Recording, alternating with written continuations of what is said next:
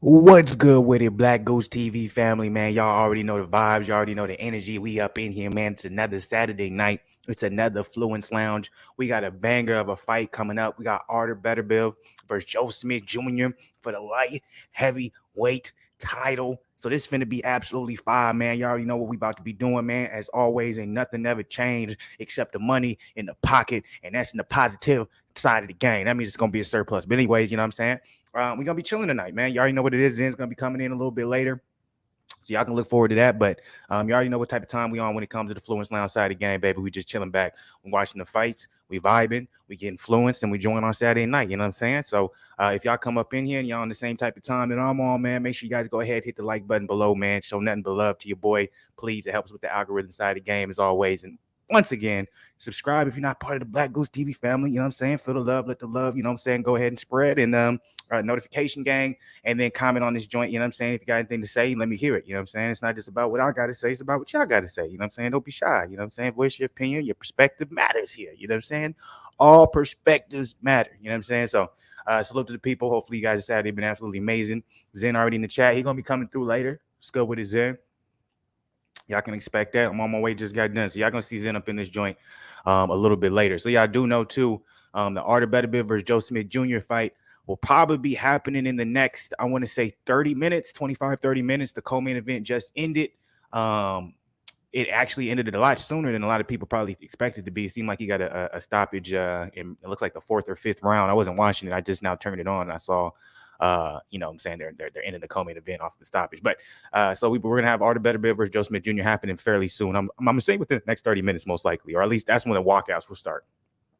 So if you're not watching the fight, or you're wondering when it's going to start, or if you're trying to race home, maybe like Zen, to make sure you catch it, I'm giving y'all a time frame right there, baby. You got about 25, 30 minutes for the walkouts, in my personal opinion. Now, I'm excited for this fight. I think this is a good fight, man. I think in comparison to last weekend, when I wasn't, me personally, I wasn't necessarily excited or looking forward to any of the particular fights from last weekend, even though I did end up enjoying them.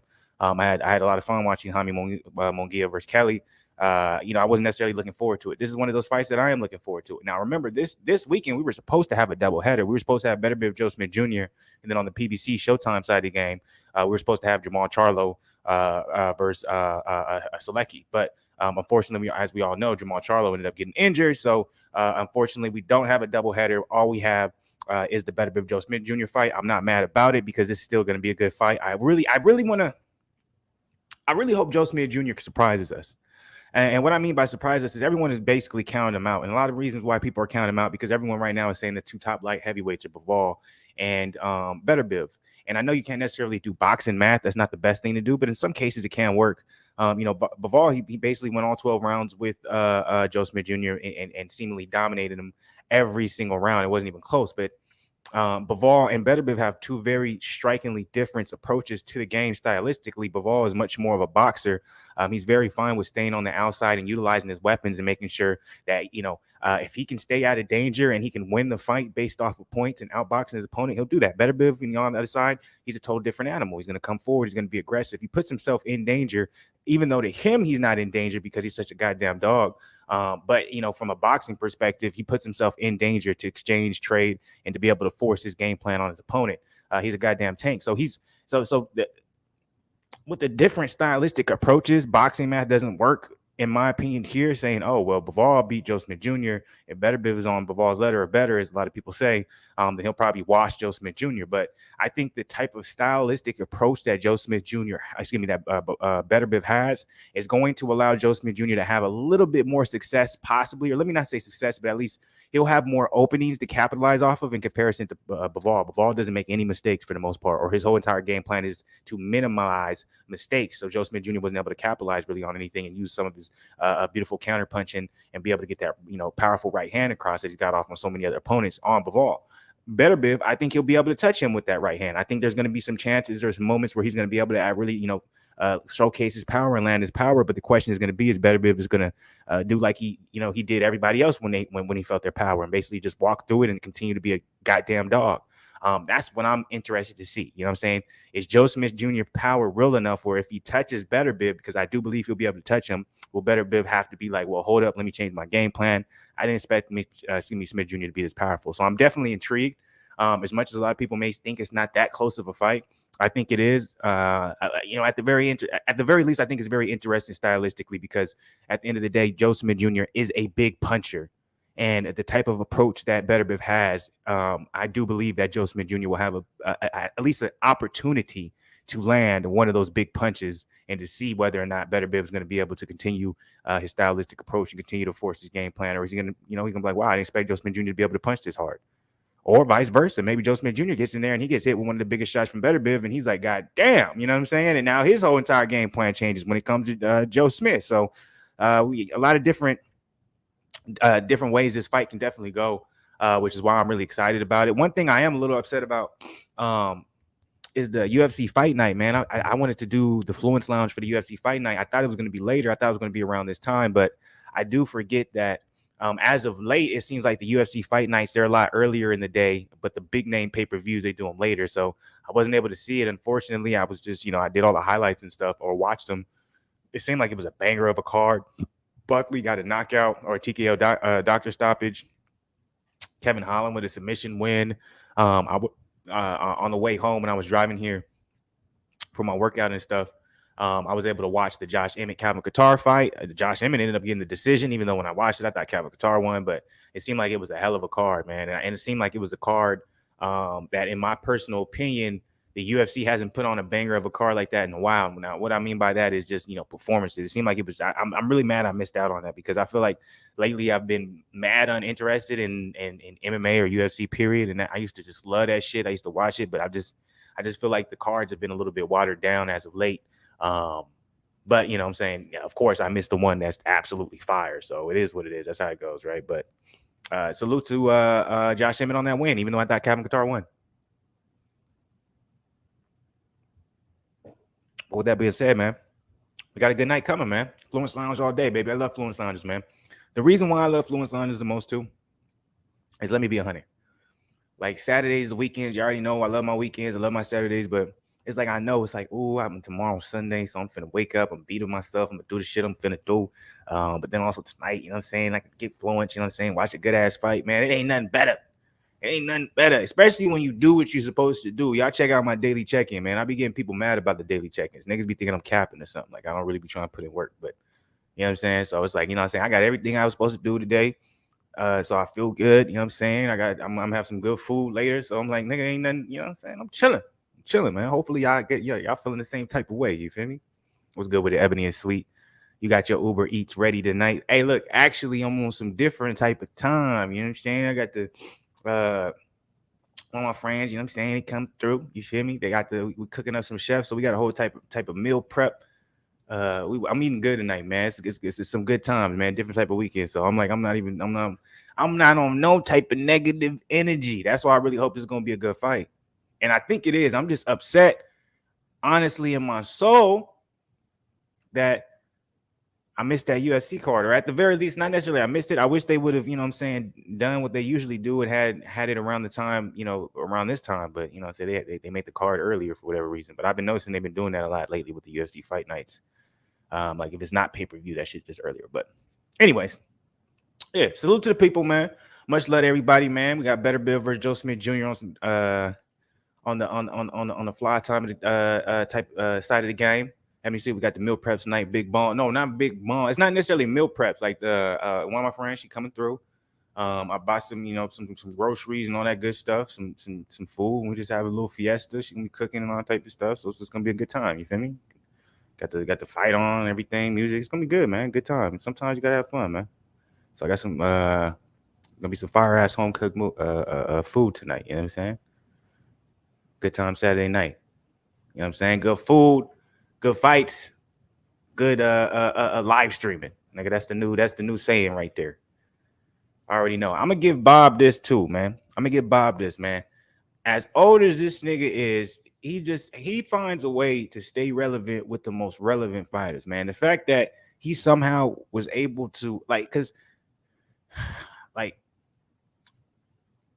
Beterbiev, he's from Canada? I thought Beterbiev was Russian.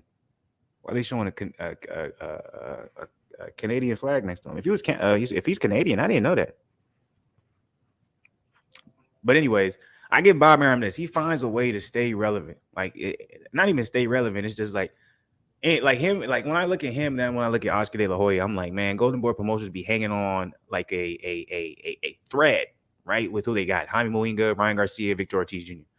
But somehow Bob, man, like as much as people be wanting to say he creates no stars and they criticize a lot of the fighters who be up under him, I'm like, somehow he always has these random fighters that people talk about and are say boogeyman and the beast, but we also try to discredit him also by like not being that popular. Like think about what, like he had Terrence Crawford, he had Shakir Stevenson, Beterbiev, another guy, like all these, like a lot of random, and there's other people that I'm not thinking of, but I'm like, Top Rank is really stacked with talent when we really look at it. And I hate that, we discredit a lot of these fighters just because they're with Top Rank. I don't get that.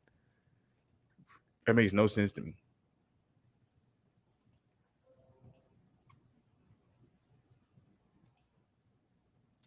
Yeah, and I'm like, I thought he was from Russia. I thought Beterbiev was from Russia, but maybe I don't know. Maybe either they made a mistake or maybe they let us know. You know what I'm saying? Maybe they educating us, because I'm like, I don't ever remember anyone saying he was from Canada. Hey, I'm a bit, look, Joe Smith Jr. is like, this is gonna be a tough fight for him simply because, well, we all know why it's gonna be a tough fight for him. Man, Artur Beterbiev is basically the boogeyman of fucking. He's like the Triple G of light heavyweight in division, but I am going to be interested to see if Joe Smith Jr. is going to be able to land, which I think he's going to be able to land at least one of his bigger punches, because Artur Beterbiev is definitely there to be hit. That's just his type of fighting style. If once he does land that big shot, will it be enough to push Beterbiev back? Will it be enough to make Beterbiev say, oh, wow, okay, Joe Smith Jr. has a lot more power than I thought. Maybe I need to try to figure something out. Will it become a slugfest? Like, that's what I'm interested to see, because I think Joe Smith Jr. has some otherworldly power when it comes to light heavyweight division. You can't take that away from him. When he lands that right hand clean, he takes a lot of these dudes out. But also Beterbiev, he's on another planet, another machine. Comes in at the shape he always comes in is absolutely ridiculous. Dude is like fucking 2% body fat, all muscle. So, this is going to be an interesting fight. I'm definitely rooting for Joe Smith Jr. because obviously the whole U.S. factor, but we'll see how this joint goes, man. I would definitely love to see Joe Smith Jr. get this W, man. Shock the world, surprise the people, man. That would be fire, super fire. But we'll see. It's definitely a tough call. And like I was kind of saying earlier, we saw what Joe Smith Jr. did against Bivol. He had a lot of trouble against Bivol simply because Bivol was just a better boxer. Is Artur Beterbiev going to be just a better boxer than Joe Smith Jr.? That's going to be something I want to, I'm be interested to see as well. Who will be a better boxer? Because if you want to line up all the light heavyweights, right? Because, you got Anthony Yard waiting in the win. You have Joshua Buatsi waiting in the win. Obviously, we have Joe Smith Jr. versus Artur Beterbiev happening. Out of everyone, who's the most technically sound and a boxer is Bivol. Bivol was the most. Now, that doesn't mean he's better than all of them, but if you want to talk about technically, fundamentally match everyone up, Bivol, in my opinion, he's that guy, most disciplined. Definitely sticks behind his game plan, even if it means it's a boring fight. Right after that, I would definitely say Buatsi. Buatsi is in that same sense where he's very, very technically sound. He stays to his game plan. If it becomes a boring fight, it doesn't matter to him. He's going to get the W. Now, remember, I'm not ranking this as skill level as who's better or anything. I'm talking about what their preference is when it comes stylistically approach. Joshua Buatsi, very technically sound. Bivol is very technically sound. So I would go 1 Bivol, 2 Buatsi. And then I would actually put 3rd Beterbiev. Then 4th, I would put Yard when it comes to how they approach boxing stylistically and being technical. Now, when it comes to just pure skill, talent, athleticism, number 1 is Beterbiev, right? Skill, talent, athleticism is Beterbiev. The dude is just a motherfucking brick house. And on top of that, can take a punch, give a punch, and keep coming forward. And behind him is Yard, in my opinion. Yard is an absolute dog when it comes to being athletically gifted. If y'all believe me, go check out his fights. Then I got Bivol, and then I have Buatsi. So it's like all these light heavyweights we're talking about who's in this upper echelons right here, like they all have very different stylistic approaches. They all have different strengths, different weaknesses. So I'm very interested to see when they do match up against each other, how that will fare. And put Joe Smith Jr. up there with those guys because even though he lost to Bivol, I think Joe Smith Jr. versus Anthony Yard would be a fire fight. Joe Smith Jr. versus Buatsi would be a fire fight. So he's up there in those names as well. I just don't know if he's going to be able to get past Beterbiev. That's my personal opinion. But we'll see, man. That's what we're here for. We're here to watch this joint. We're here to find out. So we got at least from my side, what I'm seeing, they're showing the Joe Smith Jr. put on the gloves. So they're probably getting pretty close to the walkouts. Beterbiev is a minus 625 favorite. Smith Jr. is a plus 450 underdog. So if you were to put like $100 on Joe Smith Jr., you might end up winning like 500, 600 or something like that.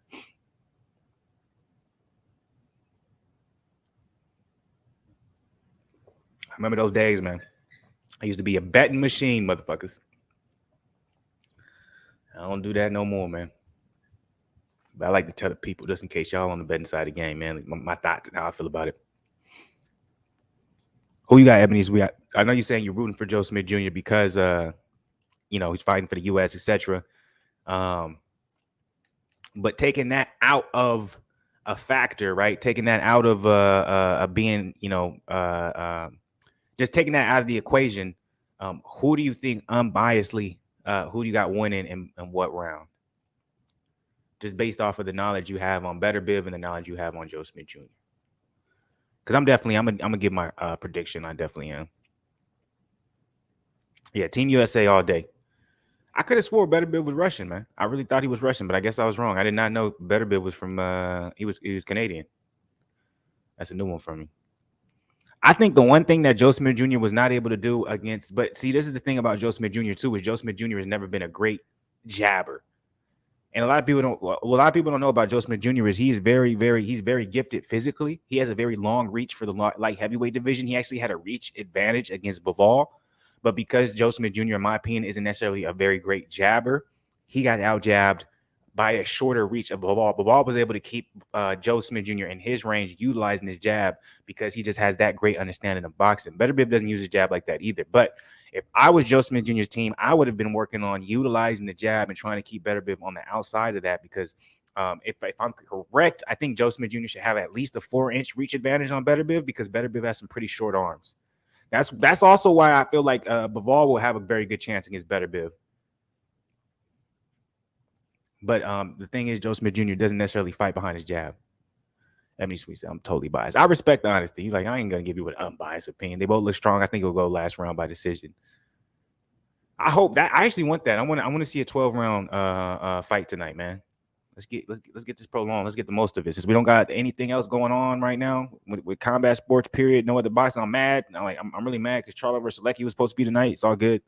But since we don't got nothing else, man, let's go ahead and make this go 12 rounds. But usually when that's the case, it ends up usually being like a 4-round fight, 3-round stoppage. We're like, damn type shit. So we'll see, though. I've never seen Joe Smith Jr. stopped. So Beterbiev would definitely be the first one to stop him if that was the case. But I think it's going to be a fire fight. Because it's hard for me to just see like Joe Smith Jr. just being just bullied by Beterbiev. Like, even though Beterbiev usually definitely bullies his opponent, he definitely, gets in kind of like an Earl Spence Triple G side of the game, light heavyweight, but definitely not with the same type of jab.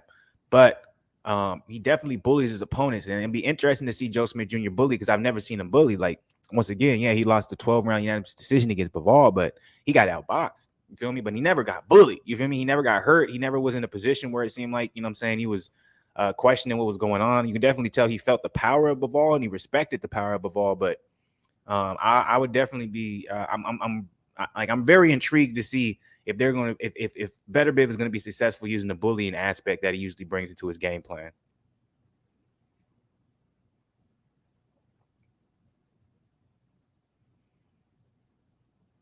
So that's going to be that's what I'm going to be most intrigued about. Ebony Sweet, I got an off-topic question. How do you feel about ESPN fights? Boxing Twitter has a thing against non-pay-per-view fights. So, like, that's actually a great question, Ebony Sweet.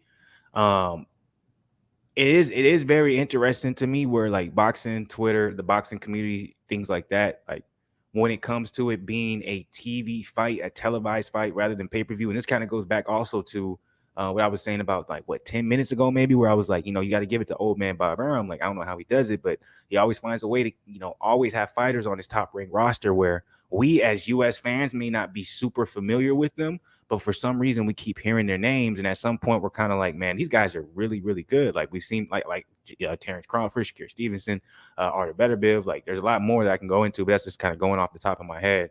So I'm like, with that being the case, even Edgar Belonga, even though a lot of people have a lot of shit to say about him, but there's guys that somehow Top Rank is able to create, stars, or able to create at least household names in the boxing community where we never would have really expected it. But I think the asterisk that comes along with those names come, hand in hand and directly correlate with what you just said, Ebony and Sweet, where how do you feel about ESPN fights? Box Twitter has a thing against non-pay-per-view fights, where even though we look at these fighters and we're like, man, we're talking about them and we're wondering how good they are, etc.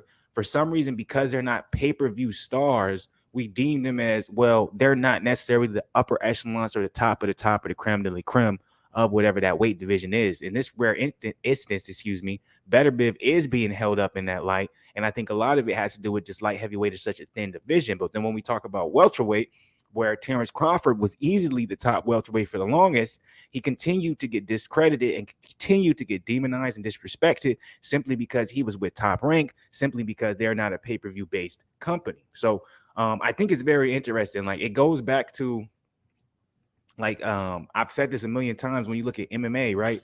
And you look at like UFC, etc., all that good stuff. UFC has done a really good job where they make it seem like they have the best fighters in each weight division. I'm not saying that's not true. Like, in a lot of the weight division, they usually do have the majority of the most higher skilled fighters in certain weight classes. Yes, that's true. But there's different organizations, so you can easily go off into Bellator, who's a lot more who's been longer established than maybe some of these other newer MMA companies. Of course, one championship. They have very solid fighters that are highly skilled, that are just as good as a lot of dudes you guys see in UFC. It's just we won't talk about it because we're not paying attention, because we're talking about marketing dollars, all this different type of stuff, promotion, what we're paying attention to. So it's the same thing that we see in boxing, where we have this idea in our head where if they're not pay-per-view, if they're only fighting for free TV, then there's no way they're that good, especially when it comes to PBC welterweight division. What they were able to create, you know what I'm saying, where,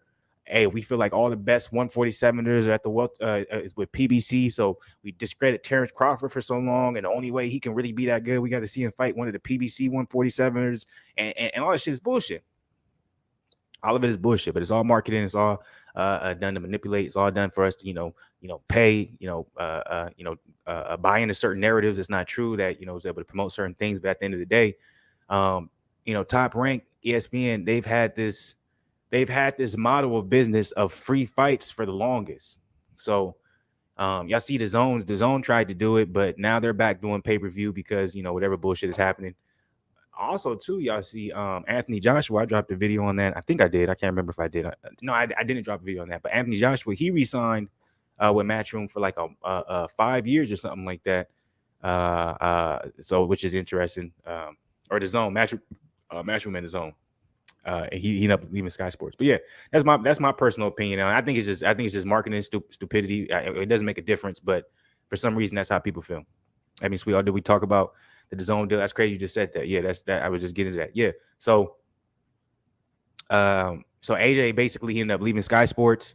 He's with the Zone now. A lot of people thought he would end up re-signing with Sky Sports, but the Zone gave him a deal he couldn't refuse. They basically gave him a multi-year deal. I think it's like it's either 3 to 5 years, multiple fights each year. But then they also gave him basically a percentage into the company as well. So they're buying heavy into Anthony Joshua. And you guys got to remember, too, the reason why they're doing this, because a lot of people are saying, like, why would you do that? Because I'm like, if you lose to Usyk, he doesn't have a chance, etc. There's a lot of big fights out there still for Anthony Joshua. Even if you lose to Usyk, the Tyson Fury fight's still there. The Deontay Wilder fight is still there. The Joe Joyce fight is still there. He can fight Derek Chisora again. Like, it doesn't matter how many times Joshua loses. They've created something when it comes to his brand where it doesn't matter how many times he loses. He's always going to be able to sell tickets. And he has a lot of people under him. Lawrence Okoli is part of his team. Joshua Buatsi is part of his team. They're also big players when it comes to Matchroom in the zone. So it's a lot more, you know what I'm saying? It's like chess, not checkers type of thing. You know what I'm saying? Me personally, I think he deserved it. I think it was a good move. I think Anthony Joshua is someone who can easily going to be able to transition from boxing and be able to be outside of being an athlete to being a big, part of, producing talent, being like, you see Oscar De La Hoya and what these guys, a lot of these fighters do after their career. Anthony Joshua is probably going to be the same type of person or the same type of face figurehead for the zone after he's done fighting and bringing in a lot of, newer talent and having a lot of more people coming to be a part of Matchroom in the zone because they need it. That was crazy. 100 mil plus a stake in the company, plus percentage in the company. Yes, he's a shareholder. So I'm like, nigga, that 100 mil ain't nothing to him. I'm like, really right now, I'm like, AJ's been made over 100 mil. AJ's been getting big bags forever. So I'm like, the money probably didn't mean anything to him. It was probably the percentage that mattered. He has no choice but to fight Joe Joyce now. I won't be surprised if AJ, because he's supposed to fight he's supposed to have 2 fights every year for the next 3 years, I think. I won't be surprised if we see Usyk, right? I won't be surprised if we get a surprising upset where maybe we'll get like a close split decision when the AJ he fights Usyk again. He could lose to him. We can see probably the Fury fight. We'll probably see the Deontay Wilder fight. And then, we'll probably see maybe like a couple other like, bullshit ass fights before we see, the big fights, right? So I think that multi-fight, 2 fights a year, that's going to get, that's going to get utilized real quick. And what I mean by that is like next year he'll fight a bum and then he'll fight a big fight. The year after that, bum, big fight. Bum, big fight. Like that's how I think it's going to be because remember, there's only 3 really big moneymaker fights out there for him: Usyk, Wilder, Tyson Fury. So I think you'll see a bum in between those times, just to kind of prolong it. Because at the end of the day, when we're talking about Tyson Fury, he's on his own time, and then we're talking about Deontay Wilder's on his own time. So, and Usyk's probably one of the few guys that's really like out there trying to do like hey, we're trying to really move the needle. But unfortunately, he had that unfortunate situation in Ukraine, so it's kind of fucking shit up too. I'm still trying to figure out why is it that they're having Tyson? Excuse me, why are they having Alexander Usyk versus Anthony Joshua in Saudi Arabia? Like that doesn't even make sense to me. Like someone explain that to me. You know what I'm saying? Because I'm like, why not have it in the UK? I'm like, wouldn't that make the most sense? So, we'll see what it is. We got Zen up in the building, so I'm going to bring him in a minute. I see him up over here, man. We're going to finna get... let me see real quick where the fight's at. So Beterbiev just made his way into the ring, so that means Joe Smith Jr. has already made his way into the ring, most likely. No, he hasn't. Okay, so they brought out Beterbiev first. That's interesting to me. All right, I'm going to bring in young Zen up into this motherfucker. We can get lit. Maybe we just have a lot of money. They do, but it's just... It was weird to me. It was weird for them, you know what I'm saying, to put it in the Middle East. You know what I'm saying? It didn't make no sense to me. All right, he wasn't ready yet. I'll bring him back in once he's ready. Ebony Sweet. And it's like, I agree with you. They have a lot of money, but it's just weird because I feel like they would have made more money in the UK. Like a rematch, UK, Wembley Stadium, like that's 70,000 plus. You know what I'm saying? They walking out. Yeah, I think Joe Smith. Am I surprised? It's just me. Why'd they have Artur Beterbiev walk out first? And then they had Joe Smith Jr. walk out afterwards. That was new to me. I don't know. That's different. I was in the building bringing it up. Yeah. What's good with I was going to just say that too. I'm like, how they gonna have Beterbiev come out like he's some low level fighter or something? What's going on with that? I don't like that. Was weird to me because I'm like, they both got belts. So I don't understand. Wait, does Joe Smith Jr. have a belt? I think he does. No, I thought he had one. Lost it. He lost it. He did. He went. Yeah, that's right. He lost it to Bivol and he got it back in his last fight. Yeah, because he has the WBO. But Beterbiev has. What does Beterbiev have? God damn it! I thought he had the WBC. And then Bivol has. Then what the fuck does Bivol have? WBA. No, the WBA ain't shit. Then it's the IBF.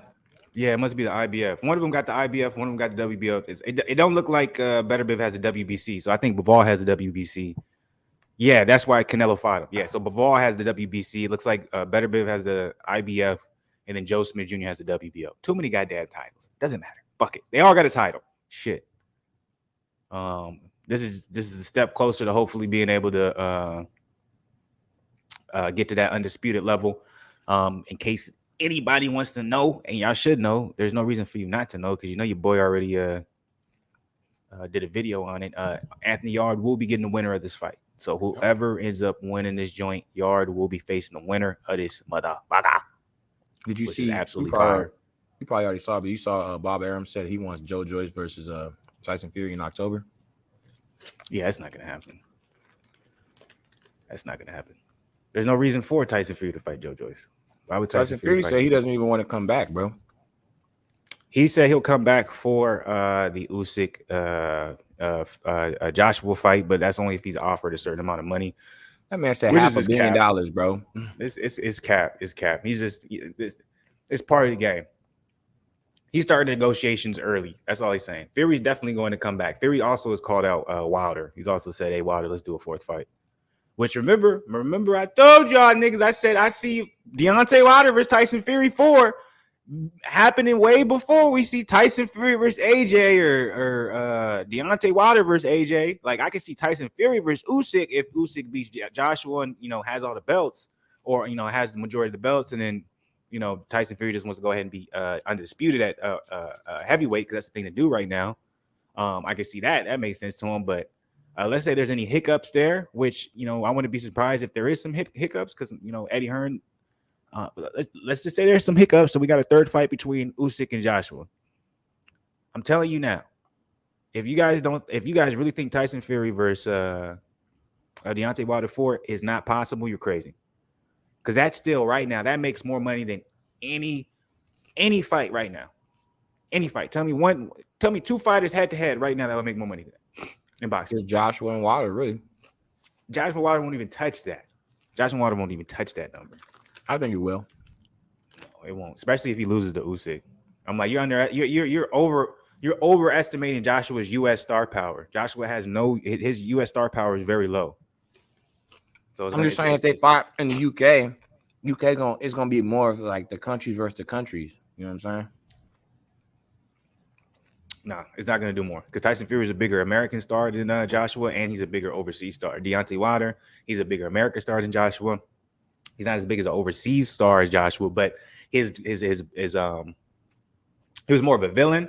But him, his fans, and people who know him in the U.S. And overseas has boosted amazingly since those Fury fight, especially with what's happened since afterwards. Now they feel about him. It's nothing's bigger than Fury Wilder 4, especially if they put it on right. They have the type of let Wilder come back, start somebody.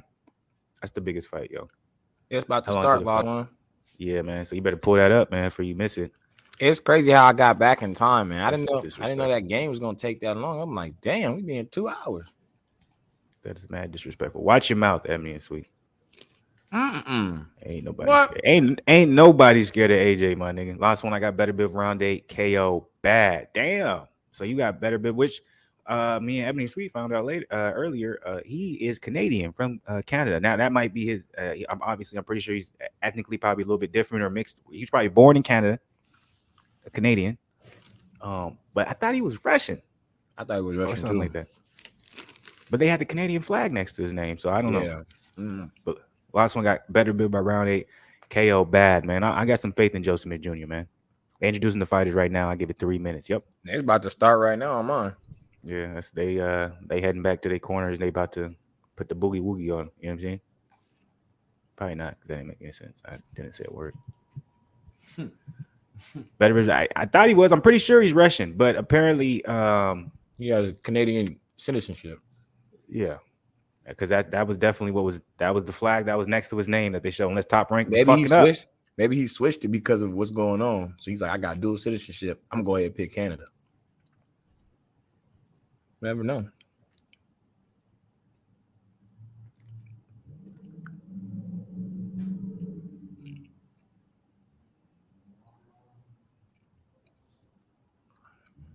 All right, we up in this thing. Oh, we're starting out early. Oh, here we go. Okay, my bad. I almost missed it.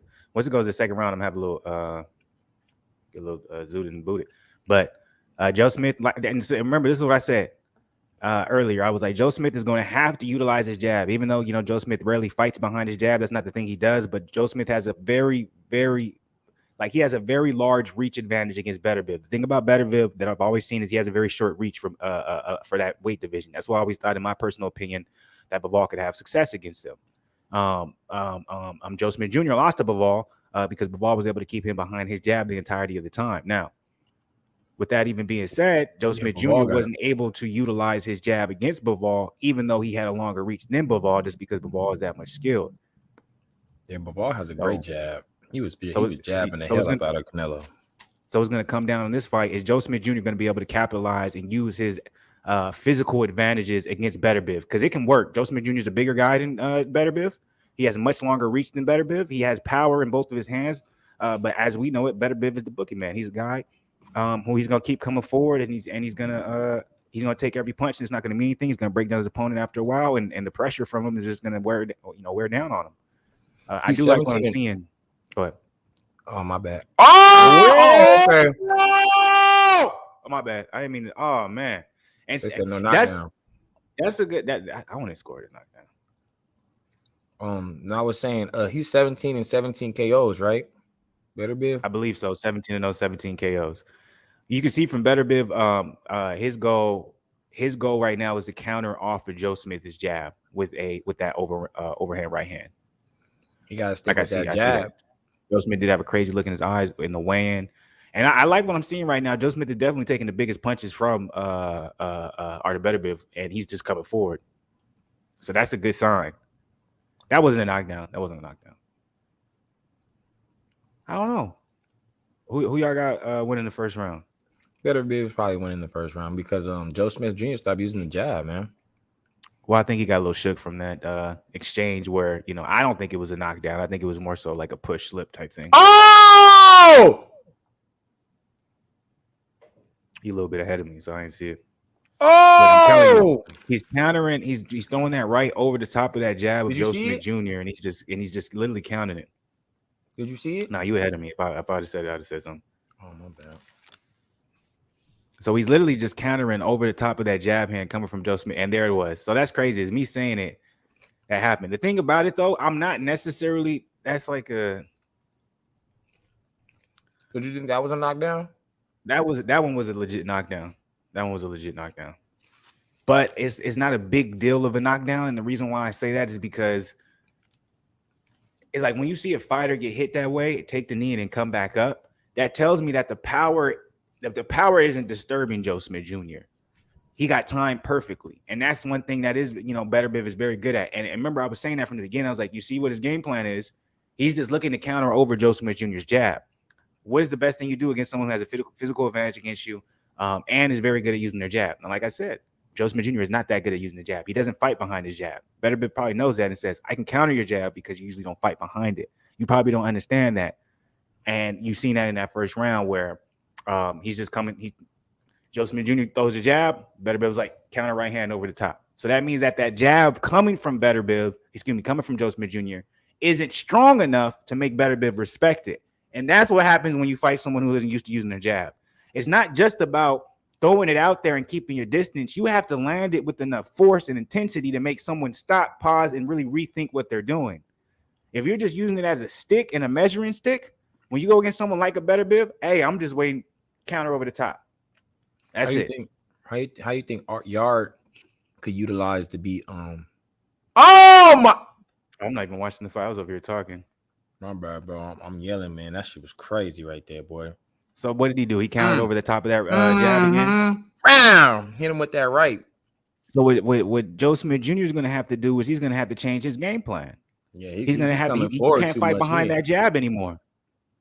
Beterbiev is a goddamn dog. Like, you seen that? You seen that? Oh my dog, goodness. Bro. Him standing in the pocket and throwing them joints is ridiculous. He keeps the thing about Smith. Oh my goodness! I'm like, bro. I'm like, you have the reach. You have the physical advantage. You're getting too caught up, and you getting too drawn in to throwing these crazy ass punches and looping punches. Stick to your game plan, brother. My goodness. Keep him at the end of your jab. And he's just not doing that. Oh, he's getting desperate now. Well, I think from his perspective, he's like, man, I got knocked down twice. It's early. I think he's just trying to show Beterbiev. He's trying to push it like, hey, you don't got me shook, nigga. Yeah. Ebony Sweet said this might not go 12 rounds. Knocked him down again. Yeah, I don't think this is gonna go 12 rounds. By the way, if you guys are up in here, man, you guys did not hit the like button. That makes no sense, man. Hit the like button, man. Show us some love, man. It's over. It's definitely not over. 4 knockdown in 2 rounds. It's definitely ugly. The thing though, the reason why I'm saying it's not over is because none of the knockdowns were disgusting in the sense where he's just like, oh, and he needed time. Oh, it's over now. It's over now. Damn. Beterbiev 2 rounds. Oh my god! Oh, it's over. Oh my all god! He needed. Damn, He's that uppercut nasty. ended up toasting him, man. He's nasty. Beterbiev is that nigga, boy. I've never seen him fight, but my god, that was. I'm yelling. My bad. My goodness. Nah, that's. I'm like, see, I was just talking about this before we started. I was like, man, I was like talking to me sweet. I hope that we get a good 12-round fight because you know we're supposed to have Jamal Charlo versus Selecki. We don't got nothing else going on. But I was like, every time I hope that, or every time that's the case, it always ends up being this. It every single time, it never fails, bro. I'm like, this should have this every single time. That upper. That man looked like Khabib at boxing right there, boy. He was just relentless. He was throwing them things every time. I'm like, I've never seen him fight, Blue. This is my first fight. So I never seen this. I didn't know he was a beast like that. I mean, I guess I should have known 17 KOs, but still, you know, he could be fighting tomato cans for all I know. You know what I mean? Joe Smith Jr. is not no tomato can, man. He gave that man not work. Close. Joe Smith Jr. is a fucking dog. He gave that man We did get beat by Canada, really Russian. Let me say this. Let me not say this. Let me ask this. After seeing that, and remember I said, okay, boxing math doesn't necessarily work, right? But it can. You can use it. We can, you know, speculate, all that good stuff. Bivol beat Joe Smith Jr. in a 12-round unanimous decision, but he did not hurt him once. Beterbiev literally destroyed this man. He could have done it in 1 round if there was an extra minute, right? So who do we have the totem pole as when it comes to light heavyweight division? Let me just throw the names out that we have, right? We have Beterbiev, right, who just took Joe Smith Jr.'s a belt. So now he's 1 belt away from unifying the division. We have Bivol, who just beat Canelo. We have Anthony Yard, who's supposed to face the winner of this fight. So he'll be fighting Anthony. It's gonna be fighting Beterbiev. And then we have Joshua Buatsi, who's calling for the Bivol fight. So those are like our top, you know, four-headed monsters when it comes to light heavyweight division. Who's that guy in this division? Who's gonna run away with it? Does anybody have a chance? How is it looking? Your opinion, Zen, and anybody else in the chat, man, drop your opinion. I missed the first round, only got to see the knockout. Well, shit. First round was exactly like the second. I know, you didn't miss nothing, my boy. A bad man, because I have a lot of respect for Joe Smith Jr. Joe Smith Jr. has never been stopped. That was the first time he's ever been stopped. Joe Smith Jr. knocks niggas out. Joe Smith Jr. has power. Yeah, he was treating him like a little boy. Like, I am thoroughly surprised how that went. I did not expect him to just steamroll through him like that. All right. Like, nigga, that's 2 rounds. My bad. Go ahead. It's a question I want to ask you now, because Yard is your guy. Yard is your guy. How can Yard? Because I'm telling you, bro, his relentless pursuit right here reminds me of Khabib when he wrestles. Just on you, just not letting you breathe. Like, so I'm like, what can Yard do? And I know you're saying the jab, but you know, Yard really doesn't, you know, Yard's kind of like of a counter puncher in a sense. You feel me? He lowers that right and bam, you out of there. I'm not saying he can't box, but I'm just saying that's his, you know, bam. So I'm like, what would you advise his game plan to beat a guy like this, man? Machine. Me personally, I still think Yard can beat anybody in the light heavyweight division. I don't care who it is, and that's me being biased, and I have no problem saying it. But the thing that Yard has that's different than anybody else when it comes to this division is his defense. Yard has the best defense. He's very good at hitting and not being hit. His utilization of the Philly shell mixed with a little bit of that Mayweather shoulder roll is definitely something you don't see any other light heavyweight doing. He's a lot more stylistic. He's more athletic than all these guys, in my opinion. But with all that being said, this is going to be a hard fight for him. Yeah, I'm like, Beterbiev, man. That's crazy. Like what I just seen, bro. I did not expect, like, bro, I really was expecting us to still be watching the fight, nigga. We was going to go. I was seeing maybe like I was more on the level of Lost One, like, okay, an 8-round knockout bad. But I was really thinking it might go 12 because I've never seen Joe Smith Jr. hurt. So I was like, I really don't think you can hurt Joe Smith. I just think you're going to bully him. Nigga, I would have never guessed the 2nd round stoppage, bro. with 4 knockdowns. With 4 knockdowns, bro. And it's not like the 4 knockdowns was this nigga bullying Joe Smith Jr. They were precise counter punches off of his jab. Like he came in, he said, nigga, I know you're going to use a jab, and I know you're not that good at it. So let's find out if you're used to someone being able to counter off your jab. So he used, like, that's a beautiful game plan from his team as well. Like, I respect his team for, you know what I'm saying, putting that together. Because they were like, oh, Joe Smith Jr., you're going to try and fight behind your jab? Let's see how used you are to that. Because if you're not used to fighting behind your jab, what happens when someone takes it away? Will you understand how to be like, okay, you're trying to take my jab away, so this is what I have to do to make sure you can't take it away? A perfect prime example of that is, this isn't boxing, it was UFC, but Calvin Kattar versus Josh Emmett, that happened tonight. I still think Calvin Kattar won. I think he got robbed, but whatever. Josh Emmett did everything he did was to take his jab away, and he couldn't. Canelo did everything he could to take away Bival's jab. He couldn't. Hey, I'll tell you now, Bivol got the best jab, maybe besides Devin, Terrence. I think Bival's jab is better than Devin's. Devin Haney's jab is Devin is a beast, but he's still young. Like Devin still makes a lot of mistakes fundamentally that if he goes against the wrong person, he needs to be careful. And we saw it against Linares. Like he still makes mistakes. It's not necessarily about him being patient, but it's just there's just certain things. If you guys saw, I don't know if you guys were able to notice in the George Kambosos fight, something that he worked on and he fixed that he did a lot, that he fucked up a lot against Linares was when he would throw his jab, a lot of times he would lean off to the right, which would make him vulnerable. And then when he would lean off to the right, he would come back up and he would stay in that Philly shell position, but he would keep the hand low here.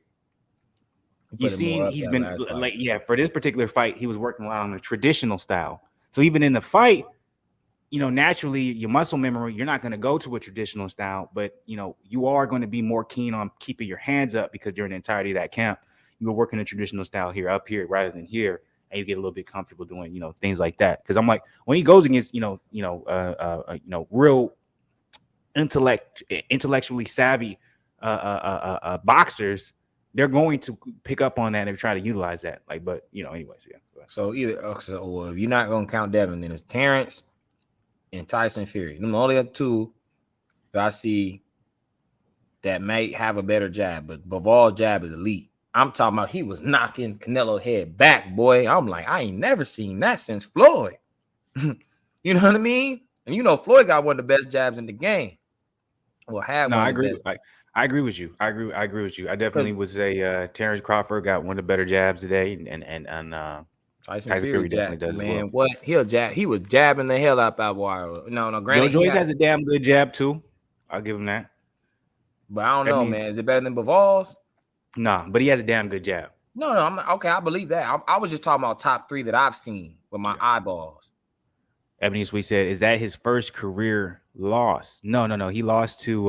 So Ebony Sweet said he has 3 losses. Yeah, he lost to Bivol, and then he lost to somebody else earlier in his career. Man, he got him with that uppercut. People, man, the reason why I'm so goddamn like not in awe or shocked, but so respectful when it comes to what Beterbiev brings to the table is because y'all don't understand. Like, this nigga really got some short ass arms for the light heavyweight division. Like, his only option really is to be a dog. I know he got like them. He got them Gervonta Davis arms, boy. This nigga got a 73-inch reach at light heavyweight, nigga. Think about it, he got 6-inch reaches over Gervonta, bro. Gervonta he has a 73-inch reach at light heavyweight, nigga. Do you guys know Joe Smith Jr. had an 80-inch reach? Damn, man, that was like Joe Smith Jr. has a very. That's why a lot of people don't know this. Like, this is why it's very funny when I won't say any names, but if I got a longer reach than you, I could beat your ass. I'm like, nigga, do you understand? You having a longer reach and not being able to learn how to use it, that actually puts you as a disadvantage. Are you talking about your guy? Well, not your because guy, when you have a longer reach and you don't know how to use it, that means there's more openings. It's the same way when you have a longer torso, it's very much harder to block body shots.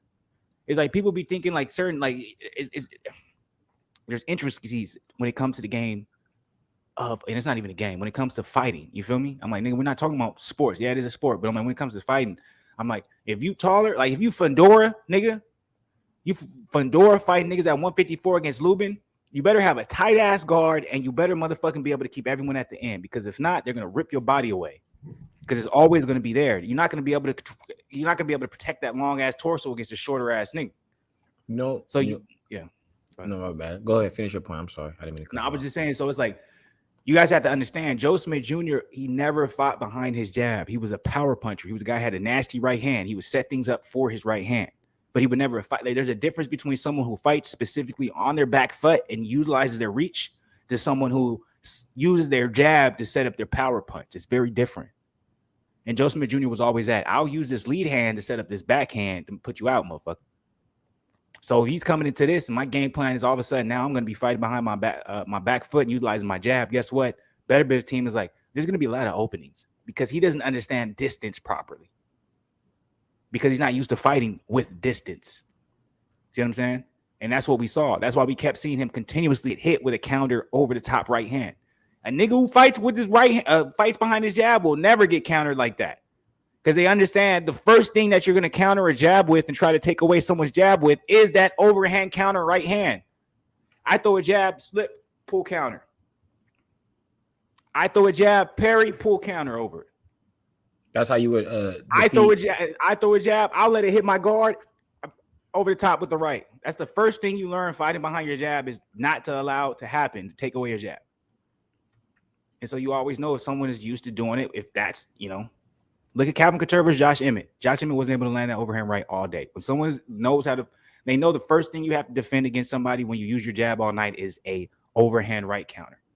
Whether it's a pull counter, whether it's a slip, straight hand, whether it's I'm gonna catch it on my guard and do an overhand right, whatever the case may be, they know you're gonna be trying to take my jab away with that right hand. And it's easier said than done, but if you're not used to, the motion in the ocean, you end up being like, I don't know what the fuck happened. And you get up lost on the boat when you floating, nigga. You know what I noticed? Only nigga, probably maybe Fury, the only other nigga I seen. Ali is the only nigga I seen, nigga, dance around the ring and jab a nigga for first 4 or 5 rounds, nigga. And Larry Holmes. Don't disrespect Larry Holmes. Larry Holmes, considerably had a better jab than Muhammad Ali. But who did Larry Holmes learn from? I want to say he learned from Muhammad Ali. They were sparring partners. I mean, so if you spar with somebody, you can learn from them. Yeah, but I'm like the same way Muhammad can learn from Larry. You see what I'm saying? So I'm like, I don't say that. I'm like, they probably learn from each other. But Larry Holmes had a lot of people, if you talk to a lot of old heads, they would say the best heavyweight jab ever was Larry Holmes. They would say his is better than Muhammad's. Because if you watch his fights, Larry would use his jab all night. He would throw anything but a jab. Like Muhammad wouldn't necessarily do that. Because Muhammad sometimes wanted to put some punishment to you. Mm-hmm. That's why. Muhammad was scared to fight Larry Holmes. A lot of people don't know because of that jab, because they sparred together. He shouldn't have fought him at that age, though. That wasn't good. That fight, I seen that fight. I was like, man, they was working at me, Muhammad.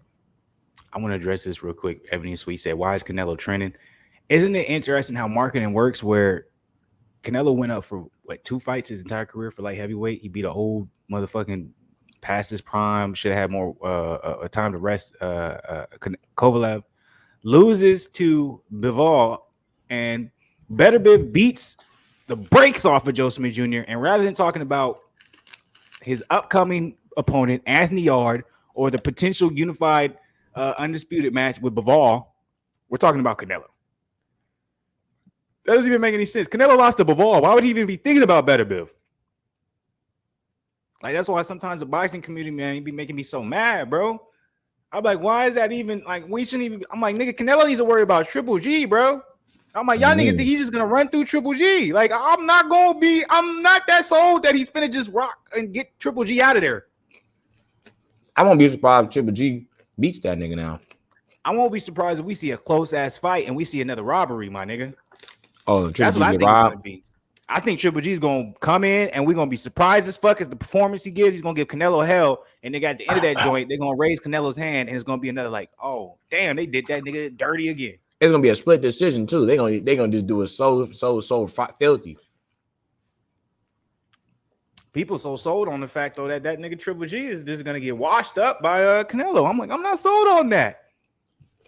One thing Triple G has, He has fundamentals, he has heart, and he has a granite chin. And a he doesn't great stop. jab. Now he hasn't utilized his jab as much in his last previous fights, but I'm He like, didn't man, need his to. jab is that kryptonite, man. Salute to it. What's good with it? The last one to the end was good. Yeah, we here, man. We here. We discussing it, man. Fluence lounge in this joint. We finna have a good time, man. I be feeling like people be tripping, man. For real, for real. I'm like They should they be be talking so about short yard sighted. though. They should be talking about no the Canelo, like you said. You gotta focus on the opponent that he got next. What does But this Beterbiev have to do with anything? but this is why boxing makes me mad though. At the same time, where it's like, why are you talking about Canelo? Why do we be so focused on the most simplest shit, like the most obvious shit? Like, nigga, why are we talking about Canelo? Like, why aren't we talking about Anthony Yard? You know what I'm saying?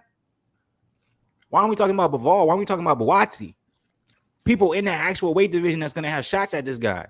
We're talking about someone who's not going to even. We're not even talking about them fighting ever. Beterbiev versus Canelo was never going to happen, people. Yeah.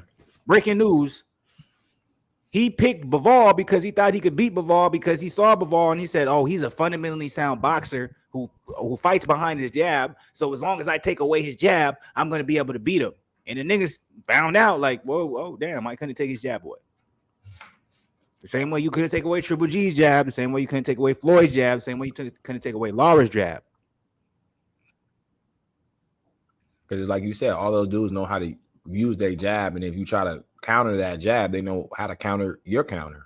Exactly. They know, like someone who fights behind their jab, they know what you're going to do to try to take it away. So they have X, Y, and Z in their head to make sure that doesn't work. But guess what I'm going to present? Because everything is a trap, right? I'm going to present it as if I got a lazy jab so you can try and counter over the top with that right hand. But guess what? Lazy jab, counter over the top right hand. Guess what? I was expecting that. That's why I had this lazy jab. So if I'm orthodox, you try to counter over the right top hand, I'm either here with it, or if I'm Floyd, I'm here with it, and then I'm, you know what I'm saying? I'm there with it, or if I'm here with it, I'm coming with the hook. Like I want you to react off of my jab. And that's why I talk about someone who fights off of their back foot, utilizing their jab, where it's like, I'm doing this. I'm not using that as a measuring stick. I'm baiting you. I'm baiting you to throw that over the top right. So when it does happen, boom, boom. You know what I'm saying? And I'm gonna tell y'all now, man. Fluence got that, man, because he got me a couple times. We used to spar, man. I thought I had him, man. The motherfucker, he was like, boom, boom. And then he just did. His footwork was crazy because he moved his feet. He was like, ta-ta, bow, hit me with the right. I was like, damn. So it's like people they don't put that into perspective. And I knew that was going to be a problem when it came to this fight for Joe Smith Jr. and Beterbiev. But I remember what I kept saying and I was interested in was, I know Beterbiev is going to be there to be hit because that's the type of stylistic approach that he utilizes, right? So maybe Joe Smith Jr., because Joe Smith Jr. has legit power. Remember, we all found out about Joe Smith Jr. Respect to the legend, I love you. But, we all remember he came on the map when he did that to Bernard Hopkins, right? So, and he's done that to people repeatedly after that. Like that wasn't just a one time against someone who said, "Oh, Bernard Hopkins is old." Like he continued to do that over and over afterwards, and it was like, "Oh, this nigga really got power." So I was thinking to myself, I'm like, well, Beterbiev's gonna be there to be hit because that's the type of stylistic approach he has. How will Beterbiev fare once Joe Smith lands that punch? And will there be something where Beterbiev might be like, "Oh, well, damn, he landed. He got a lot more power than I thought." Well, shit, that nigga landed, and Beterbiev said, "Oh, nigga, that ain't nothing on what I got." So I'm like, me seeing that, I'm like, that's a scary thing because in my personal opinion, when it comes to light heavyweight division, I do believe other than Beterbiev now, I felt like Joe Smith Jr. had the most, or he was number one when it came to one punch knockout power, or if he landed, you felt it. At least from what I saw, from You said Beterbiev? over. No, I'm saying before this. Now I'm saying Beterbiev, but before this, I thought Joe Smith Jr. was that guy. I thought he was over Bivol with that type of power. He was over Yard. He was over Buatsi. I didn't necessarily know about Beterbiev, but I was like, let me see. I'm a judge it based off of this fight, whether But yeah. So that tells me, I'm like, that's scary. Does Usyk beat all these guys? But that's different. That's different. That's heavyweight. Oh yeah, he was cruiserweight. That's yeah, because he was cruiserweight. So this is light heavyweight. So I'm like, the one thing I want to try and think to myself is, how will and you kind of said this earlier, like how you feel like Yard will fail. It's gonna be fair against him. I think Yard definitely has a chance, because the type of stylistic approach he has. Because his defense, like he's a guy where he fights in the pocket, but he's not like, you know, you see how Joe Smith, he was like, oh damn, I got hit by something. He's countering off my jab. All right, guess what? I'm gonna just swing him. I'm a bang. That's what Beterbiev wanted. He's like, you ain't gonna finna bang with me. Yard, he gets in the pocket and he counters. That's what I'm saying. He So I'm like, that might end up, but the thing about that is, I'm like, you're putting yourself in danger because you're gonna get hit with some big shots from Beterbiev. So it's gonna come down if he's gonna be able to handle that. Yeah. Yard's best bet, bro, is his cardio. That's his, because that's only been his only downfall, in my opinion, why he's ever lost. Is just because his cardio, man. We see him just gas out after a certain round. You're like, damn, like if he had just a little bit more in the tank, he got it. But that's in my opinion, I think he has a shot to win as long as his cardio is there. Because I'm like, he's never been knocked out. I mean, I don't count that Kovalov as a knockout. That man went down off a jab. That wasn't no knockdown. That knockout. Yeah, that was exhausting. And he definitely should have won that fight. Yeah, you know what I mean. But it was just exhausting, though. You know what I'm saying?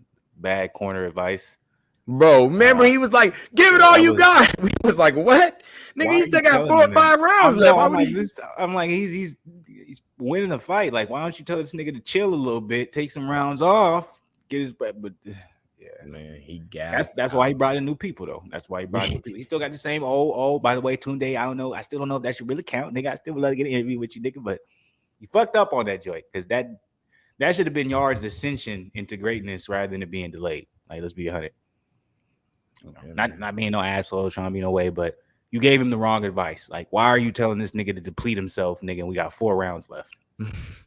He literally lost, like you said, to exhaustion. Like, yeah, that jab landed, but you could tell that nigga he did exactly what the corner told him. He gave everything in them. He got hit by that jab. He said, I don't got nothing else, boy. That's my fallout cue, nigga. It's like, nigga, wait, no, there's still 2 rounds left. Like, nigga, you should have saved that information for at least the last 2 rounds. Like, why are you telling him with 5 rounds left? Nigga, give everything you got.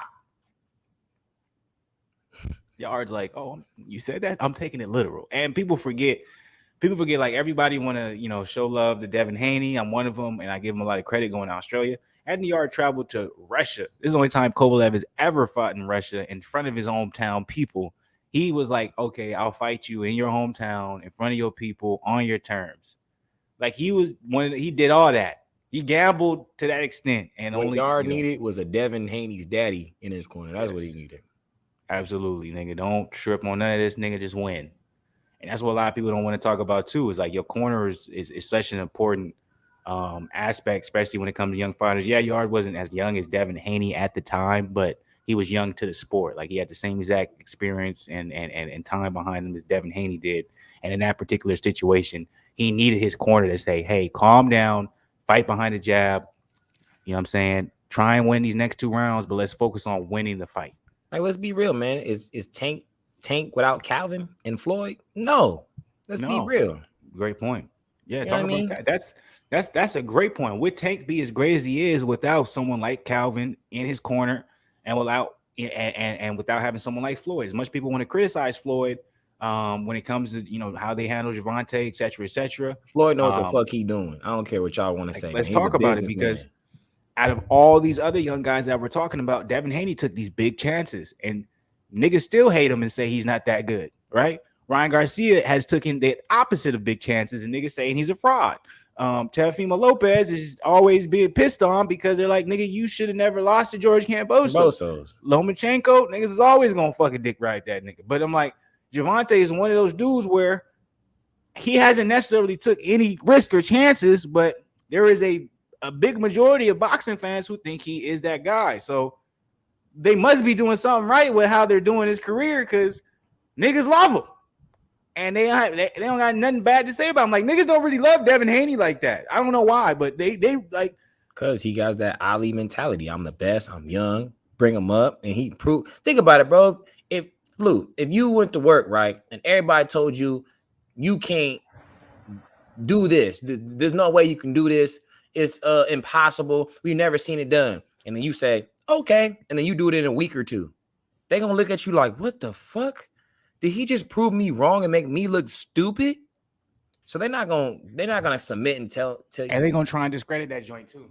Exactly. I'm like, something must have been wrong, or something.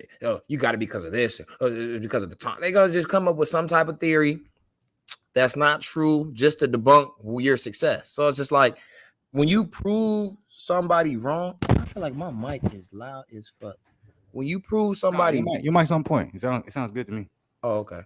When you prove people wrong, bro, and you have a boy like for you, Flu, you laid back, right? You let your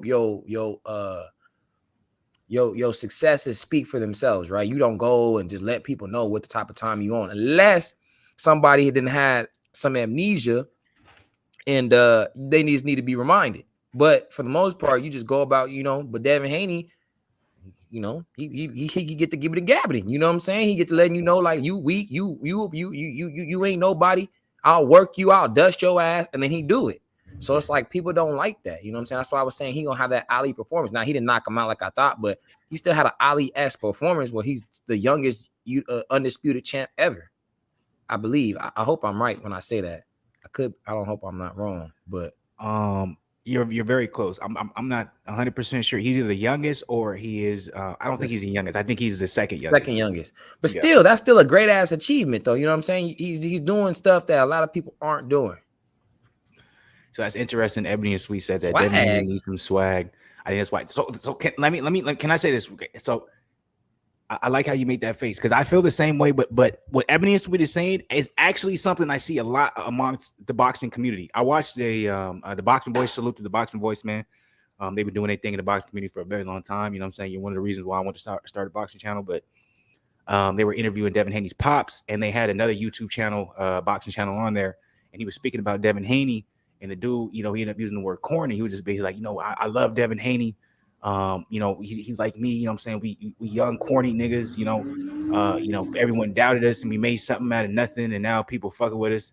And his pops was just like, after he let him talk and all stuff, he was just like, hey man, we need to get that word up out of here, man. I don't know why always when, someone's, is successful or moving the way they want to move, you know what I'm saying? If they're not, acting a certain way, they corny. Like, I'm like, corny should not ever be associated with success. I don't give a fuck how they act. You know what I'm saying? We can call out, this is me being, paraphrasing, maybe adding some my personal interpretation. We can call out goofy shit, weird shit, whatever. But I'm like, if they're just being themselves and they're successful, why is corny attached to it in any type of way? But I don't understand. I don't understand the swag comment. What, like, that nigga be racked up, jeweled up. I don't. But no, it's the same thing. So swag don't necessarily have to do. Swag don't always have to do with what you're wearing and stuff like that. It's how you carry yourself. So some people will be like, oh, well, that, like I've seen it. I'm like, some people really, or a lot of people I see, they feel like Devin Haney is boring, or they feel like, Devin Haney is just kind of copying, Floyd, or they feel like Devin Haney really don't got no personality to him, or they feel like he's trying to be something he's not. I've seen that. I don't feel that way. I think he's a young man at 23. Well, I know when I was at 23, nigga, I was just doing me. You feel me? I'm like, what do these niggas expect? See, this the problem with America, man. People see a young, great man. My bad. I didn't mean to look at you like that, but I was just befuddled by your comment. I'm like, bro, Flu. And you know me, man. I have all the J's and all that shit, but just because he has some similarities to a Floyd or whatever, like, you feel me? Like, these niggas want him to be like an Adrian Broner or Floyd. Like, that's not his personality, my nigga. Like, that's not how he was. He was raised, or that's not the type of circumstance that he was brought up in. So why would you want him to act like he's ignorant and get to speaking and doing a certain type of, like, that's not him. So you're going to a very much deeper part of the conversation where we're at a surface level. It's like, well, yeah, Floyd, A.B., very intelligent people, but why can't entertainment or someone, someone that we want to watch and follow, why can't it also be someone like a Devin Haney who carries himself in the public eye very respectfully? Their pops is behind him 100%. Another person I could talk about is Demetrius Andrade Boo Boo. We talk about he's a boring person. He's a boring fighter, but he's never had any controversies, carried himself amazing through his entire career. His father has been in his corner since day one. He's his main trainer.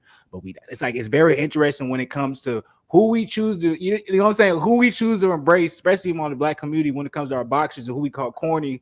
And a lot of times it's like, this ain't coming at you, Ebony Sweet, or nothing. But I think it's very interesting that he just brought that up, and this is me just connecting the dots right now. Where we're always much more critical to these fighters who carry themselves in an aspect or like that. A lot of times we have to carry ourselves every time we walk into the workplace. It's almost Look, like we real quick. It's almost like we take out our envy, or it's like I wish I could just go in and tell my boss man and be however the fuck I want, right? Whatever, act a certain way and that'd be cool. But that's not gonna happen.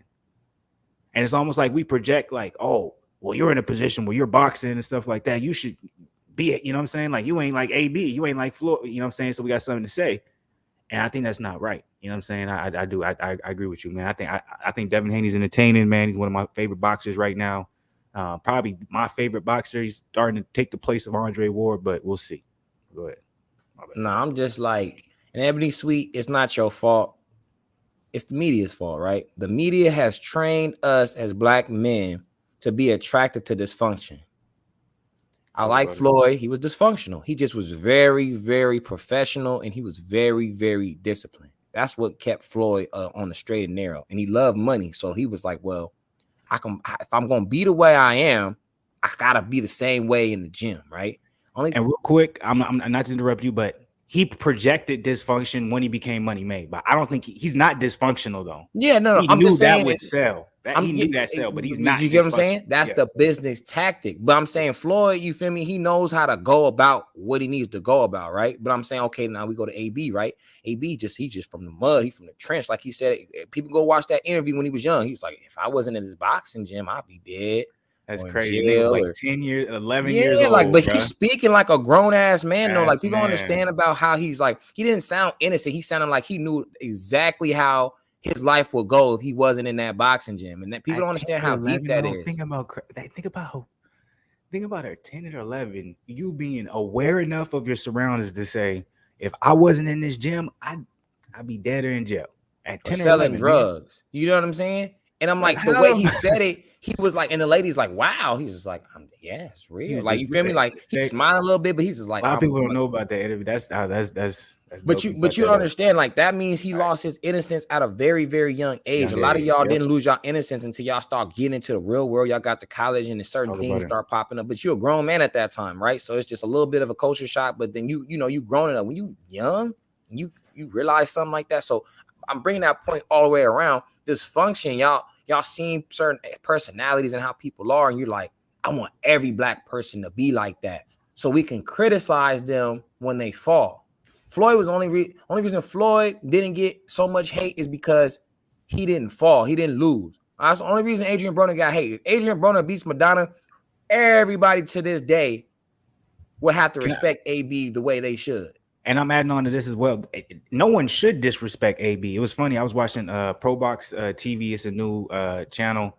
They're doing like promotional, like newer guys coming up boxing, but they also have a podcast.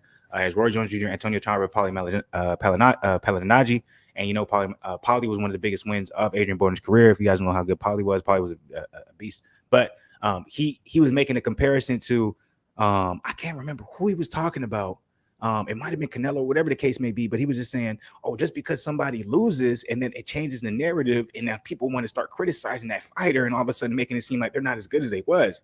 And he said, perfect example. He said, Adrian Broner. And he said, y'all might say it's biased because, I lost to him, but Adrian Broner should not be looked at how he's looked today. He's like, just because he lost to Madonna, like he was all just because he lost to Sean Paul. He's like, doesn't even make any sense. Like the dude was a 4-division a champion at one of the youngest ages ever, and somehow that's all overlooked because he went up in weight and he lost to some of the greats. I'm like, we should be looking at Adrian Broner and saying what a goddamn career, but nobody. And I was like, man, but it'll look biased from him because he lost to him. So it's like, oh, you're trying to boost yourself up, and you know what I'm saying. But it's like, no, that's real. It's like Adrian Broner, when you really look at his career, like that nigga. At his young, like, bro, I remember we was watching this fight. Like, that's nostalgia. That nigga was so good. I remember when he came out to Young Thug's lifestyle, bro. He was coming out. I'm like, this nigga is crazy. He go out there. Y'all missed it. Y'all think AV just talk. And he a goofy nigga. Like when he was when he was the Cam man, when this nigga was talking about his would never go. Like this nigga was different, bro. Man. Hey, the Cam man. Hey, I'm sorry, Ebony Sweet. You might not be a fan of Floyd or Broner, but both those niggas that had belts. Rolly's a clown because he was talking, didn't have no belt. Hey, look. Butterfield Cobb's career is over. And I'm a fan of Rolly, but Blair Cobb, you know what I'm saying? I'm seeing kind of a pattern when it comes to who you're fan of, because he was on the same shit. That nigga talked a lot of shit about Earl Spence having liquor poisoning and addictions and shit, and nigga went in and got knocked out. So I'm not saying. I was like, it was crazy. I was just like, how you gonna call a nigga who went through a car crash? I don't give a fuck how much alcohol this nigga drinking. He went through a whole car crash, survived it, would have beat Danny Garcia, nigga. Exactly. I don't think you need to be talking about any of this nigga's habits or lifestyle, nigga, because this working. Like, nigga, who is you? That's all I'm saying. Broner had this funny moment. See, I hate that. Broner had this funny. He had great moments, man. Niggas really don't know how great Broner was. Chris Eubank Jr. is a good example too. He got some swag and he keep it respectful. Look, Chris Eubank Jr. is actually I'm a big fan of Chris Eubank Jr. I've been a big fan of Chris Eubank Jr. for a while. But it's the same thing. Go ahead. Oh, my bad. I didn't mean to cut you off. No, I'm good. Go ahead. No, I'm just saying that's the same thing with Terrence Crawford, bro. People trying to say he boring. Like, nigga, he from Nebraska. What type of personality you want this nigga to have, man? Like, you want this nigga to be pulling up in Rolls Royces and chains and we talk like, bro, he's a country man. He's a family man. Like, nigga, go and whoop ass, nigga. Like, he not no bitch. He not no punk. Like, same thing with Devin Haney. He not no bitch. He not no punk. It's just they not going to carry themselves in a way that the media wants them to. And that's what I'm trying to say is you don't have to make yourself look like a jackass. You feel me? But I'm not saying Floyd and AB like that was their intention. That's just who they are as a person. You know what I mean? Like Floyd to this day still has to have the attention. His fight, they be like, what do you think about Gervonta Davis? Look, Gervonta, hell of a fighter. When I was fighting, I remember how I used to prepare. Like, nigga, why are you talking about you, nigga? He asked about Gervonta. Question about Gervonta, nigga. We know how you prepare, nigga. We covered you for 20 to 30 years, nigga. Exactly, bro. Okay, go ahead. You know what I'm saying? But that's just Floyd's personality. You know what I'm saying? Like, that's how he's gonna be. Like AB to this day, nigga. He have me rolling on that Instagram, boy. I don't know if anybody follow him, man. If y'all don't. That man right there is hilarious, but I know he's serious too. He's like, I will be a 5-time world champ. All y'all counting me out. And then we got some good intel from people saying that they was in the gym with him and seeing that he was really taking it serious and he was looking good. So I believe he's gonna come back better this fight. I'm hoping he doesn't, revert back to his old ways of not throwing punches. That's all I'm scared of. I've seen him get in shape. Like, I'm not never worried about AB getting in shape. He always has that. His defense is always on point, but it's like, are you gonna let them hands go? Nigga, just throw a jab.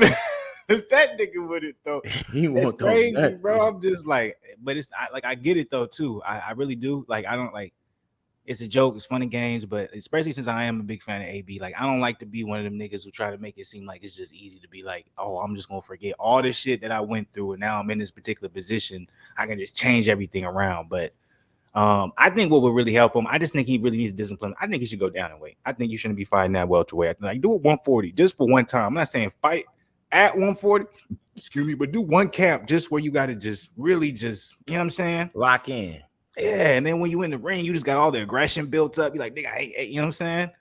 Like, it don't got to be something you got to do for a long period, but yeah, man, Zen got beef with you. It's all right, Ebony Sweet. We used to have snipers in here always get shit right. Ebony Sweet is the exact opposite. Every pick wrong. Homie, that nigga snipers used to be. He was like 6 for 6 for a minute. We was hot. We like this nigga. I know. I used to get mad because the nigga would come into the chat and he'd be talking shit like, y'all know I don't get my shit wrong, and then he would say something I disagree with, and he'd be like, but you know I'm right, and I'm like, no, nigga. That nigga come back. I just never forget when that Wilder lost, man. I had to do them push-ups. I was hot doing them goddamn push-ups. He's like, Zen, you do them push-ups? He was like, nah, nigga. He got him in, nigga. I saw him, nigga. I was like, fuck. We've seen some. We've had some good times, man. Man, we done been through it all. Black Goose fan. We done been through it all. Black Goose fan. We done seen the.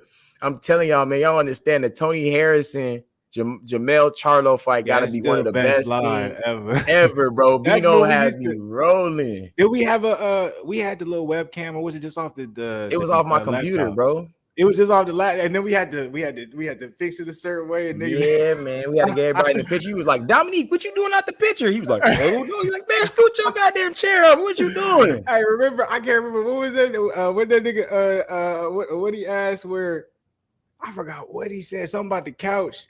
And I was just like, nah, nigga, you got to get the chair. It was Yeah, something. yeah, he was trying to sit in the middle of it. He was like, nigga, you too big to be sitting right there. What did you Vito do? Game was like, nigga, you was trying to sit the couch. Nigga, that shit don't fit. Vito was wrong. He was like, you was trying to sit there, bro?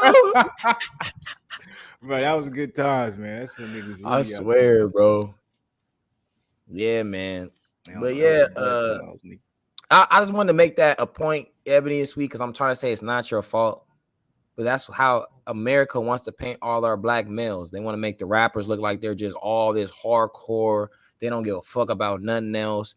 And don't never talk about, like, you know what I'm saying? Think about it. Unless you knew and you did your research or you was just paying attention at that right time, you wouldn't have known Young Thug was trying to open up a certain type of community for the people. You know what I mean? Like, you wouldn't have known certain stuff like that.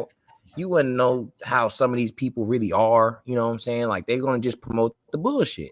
But when it comes to, like, the white men or the other ethnicities more so, there's no types of derogatory or certain type of ways they have to act to get, you feel me? They could be normal and get all the love. You know what I mean? It seems like our people are expected to do all these showboat and all these types of antics for them to not be so quote unquote boring. But I'm like, what's wrong with boring? You're boring as a person. Like, I'm boring. Like, you feel me? There's not too many people I know that's just on the run and all out here lifestyling and always partying and moving and like if you working, shit, that shit hard to do. And then too, man, I'm like Blair the Flair Cobbs. I'm like, his personality is trash, man. Garbage. Rolly, and I'm like, Rolly is entertaining just because that nigga he talk weird. Yeah, I'm like, Devin got swag, man. You crazy, man. I would never imagine myself. It all depend about the money, I guess. But I'm like, the type of swag he got at 23, I could never imagine myself at 23. I didn't have no swag like that. Like I told you, hell no. You know, I had J's and all. I never had swag like that, like, bro. He has, like, I be cool, kind of never respect. Yeah, nigga, I swear. So, and then his pops right there in his corner, like that's really fire. Like that's really dope to me. Like I really only in boxing. I guess you see it, like you definitely don't see it in football unless you like the quarterback or something, like the father-son tangent, especially it's not with black people. Basketball, you do see it to an extent, but it's not really you know what I'm saying, put on a pedestal. Like only in boxing you really see that, to the degree it is. And I really respect it because I'm like his pops being there and putting him in that position really is a monumental thing. And it's like we got to appreciate these fighters who are in that position and are able to, promote that, and we don't talk about it. You know what I'm saying?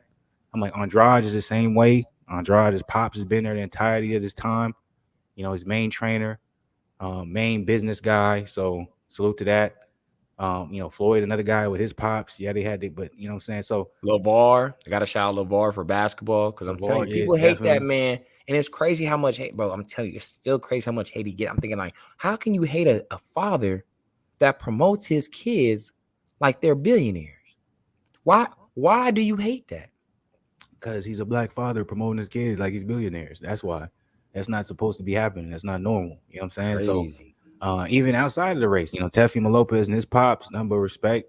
You know what I'm saying? Danny Garcia and his pops, even though his pops has done some crazy shit and said some crazy shit, you know what I'm saying? It's all good. Leo Cruz and his father. RIP to his pops. I know his pops passed a little bit of pretty recently. Oh, I didn't know that. Rest in peace to that man. I remember the Gervonta Davis fight. He was in and out of the camp because of he was fighting COVID or something like that. Yeah. So that's why that's really what makes me love boxing. That's why I'm like, if I ever had a kid, by the way, but when I'm 30, I'm done. I will never. I'm 30, no kid, nigga, I ain't having nothing. But I got maybe like a year and a half left to figure that out. But if I get a kid, boxing will be what they. I don't care, female, male, it don't matter what it is. Them boys say if she a girl, $1 million baby. He a boy, we going to the top. Hell no, I'm not $1 million baby because she broke her spine, and you don't remember the ending of that movie, nigga. But that's because the trainer wasn't on his P's and Q's. That's because the trainer wasn't on her P's and Q's and come. If you see, I know, but still, nigga, damn, no, Layla Ali. You get what I'm saying? I'm talking about the beast form of it. I'm not talking about the end result. Come on now, that don't even make no sense. Why would I wish death upon greatness? You get what my point was. I know, but damn, we gotta get it back. Ain't no other girl boxing movie. You tell me another boxing movie or girl out there. Do a movie, nigga. You could have said a girl boxing, nigga. Like, damn. Clarissa Shields, is that better for you? All right, nigga. Yeah, that's much better. Yeah, nigga. It should be another question. Is that better? Yeah, she alive and killing the game, making money. That's- Respectfully. That means we said I'm an R&B guy, the type of swag like Usher. Hey, you sound old, said I that. know, nigga What? said Usher ain't Usher, got no man. swag. This nigga on roller skates. In every video I see this nigga in. He could have said Chris Brown or something. This nigga gonna say Usher, nigga. He said Usher, nigga. This nigga be skating everywhere, nigga. But what you doing? What you got next, nigga? Y'all not born. I'm trying to get the swag like Zen influence. You already know the game, man. Now I'm in units. Beterbiev the best at 175. I can't argue with that. I know. After the night, man, I was crazy. I was surprised. Because even I thought I saw Flu's you know, the weigh-ins and everything, how he was speaking on, like, you know, what's going on. He never was like Joe Smith Jr. finna get washed. Like, he was like, nah, man, he can go in there. He gonna give a better fight than people think, man. I'm telling you, Joe Smith Jr. is a real deal. I was confident. I was like, Joe Smith finna surprise. I was actually like, nigga, if I was still in my betting days, I'd have probably put like 50 down on Joe Smith. I'm confident. You'd have been hot. I would have never expected it to go the way it went. That was an absolute surprise, my nigga. Oh my goodness, man. Crazy. I ain't lying, my nigga. That was an absolute surprise, nigga. I'm like forward to go the way in two rounds. And you see, I kept making excuses because I'm like in the beginning, like when the that knockdown didn't hurt him. Yeah. That knockdown didn't do nothing. I'm telling you, man, he's getting right back up. It's a doesn't good mean thing. It was nothing. just a flash knockdown. He just walked up. He just got back up. It wasn't a big deal. Everything's gonna be good. Like, yo, see, when you see these type of knockdowns, that means they're gonna last all the way 12 rounds, all the way to the end. my God. That shit went 2 rounds. Nigga. Oh my God, bro, that's crazy, man. So I'm like, I don't know, man. That scared me a little bit, bro. Crazy, man. Shout out to y'all, man. That just hopped into the chat, man. If y'all ain't like, man, try to give us a like, subscribe, man. You feel me? Hit that notification, man. Show us some love, man. Show us some love. Show the love, Jose Samuel. I mean, they 2 rounds. Yeah, absolutely. I agree with you, brother. Boxing with Sean. What's good with it, boxing with Sean? You know what I'm saying? Salute to see you in the chat. Where you got Beterbiev on the pound for pound list? That's a very interesting question. He's under Terrence. He's under Spence. He's under Devin. He's under. Is Canelo still top 5 or he's out? Well, let's not even go off of what anybody else thinks. What's your pound for pound list right now? Remember, we still got Tyson Fury. Remember, we still got Tyson Fury, AJ. We got. I'm gonna name all the names out. Do what you. We got Tyson Fury. We got AJ out there. I don't know. You know, Deontay Wilder's still active. Alexander Usyk. On the cruiserweight side of the game, we still got Lawrence Okolie. Lawrence Okolie, actually, he's undisputed. Light heavyweight, we got Artur Beterbiev. We also have Dimitri Bivol. Then we go down to super middleweight, depending on who you want to put there. We got Triple G, we got Canelo. You know what I'm saying? We got David Benavidez Jr. Going down to middleweight, we got Jamal Charlo. We got, depending on where you want to put Demetrius Andrade, we got Demetrius Andrade. I'm probably missing somebody there at that 160. We going down at 154. We got Jamel Charlo, who's undisputed. We got Erislandy Lara. I would probably put up there. Then you want to drop down to 147, Earl Spence, Terrence Crawford. And then you want to drop down even below that at 140. You guys got Josh Taylor. Who am I missing? I'm missing somebody else at 140, 135. Obviously, we got Devin Haney, Gervonta Davis. No one's going to. I was going to say Tevin Farmer. That's being biased. We got Gervonta Davis, Devin Haney, Lomachenko, 130. I'm not even going to keep going because I'm going to start getting lost. We got Chocolate. Shakir. We got Shakir Stevenson. He's working on trying to be undisputed. And there's a lot of people I probably left out too. But what would you be your pound for pound list? And I'm gonna ask everybody in the chat too. What is your guys' pound for pound list? Y'all drop it. Your top 5. Who y'all got right now? Pound for pound. Let us know. But what you got? All those names I just named off. Really? By the way, y'all didn't hit the like button. Like Zen said, hit the like button. How you feeling, young Zen? What's your pound for pound? I got Top Terrence five. first. I got Terrence first. I got Devin second. Okay. I got Spence third. No. Yeah. No. I got Tyson Fury third. I got Spence fourth. I got Canelo 5. I know he lost, but he's still, he's top. Let's do 5. Let's do that 5. So rename that 5 for me. I got Terrence. Terrence number 1. Devin number 2. Tyson number 3. 4. I got Spence, and then Spence I got number Canelo. 4, and then you got Canelo number 5. All right, I'm not mad at that. That's actually a very good pound for pound list. Jose Sammy said top 10 boxing. Absolutely, yeah. Let us know. Oh, real quick, boxing with Sean. You see that Cuban card from Dubai? I have not. Educate me on that. I'm not sure about that. I like that top 5 right there. Boxing with Sean. I don't put heavyweights on pound for pound. I can understand why you don't put heavyweights, but it's like, come on now. It's like you got to. You feel me? As much as you can maybe, because there's such a difference when it comes to, skill level, power, all this stuff. I understand why you won't. You know what I'm saying? I definitely understand, but you got to, you know what I'm saying? Because at the end of the day, you got to, nail it down to accomplishments. So before we get to y'all, so I like that top 5. What I'm gonna do, I'm gonna give you my top 5 for pound listing currently. Can I do that? I'm gonna do it. All right. So my number 1, and my number 1 is never gonna change. I got Bud as my number 1. You know what I'm saying? Y'all gonna stop disrespecting this man. He will prove to you, because what's going to end up happening is everyone's trying to make it seem like Errol Spence versus Terrence Bud is gonna gets Terrence Bud Crawford is going to happen at the end of this year. It's definitely not going to happen at the end of this year. Errol Spence knows better than to fight Terrence Bud Crawford. It's not going to happen. We'll see Bud fight Jamel Crawford before we see him fight Errol. That's my personal opinion. And he will beat him. But anyways, I'm being a little long with an extra. I definitely got Bud as my number 1. My number 2, currently, you got to put Tyson Fury as your number 2. You can't disrespect the man. He's basically done everything in the sport. My number 3 coming up next. Even though he did take the loss against Bivol, blah blah blah, I'm not gonna be biased. I'm not gonna be, hateful or all that stuff. I got Canelo as my number 3. So I got Bud, Fury, Canelo. I still got Canelo as my number 3 pound for pound list. And then when it comes to my number 4, who would be my number 4?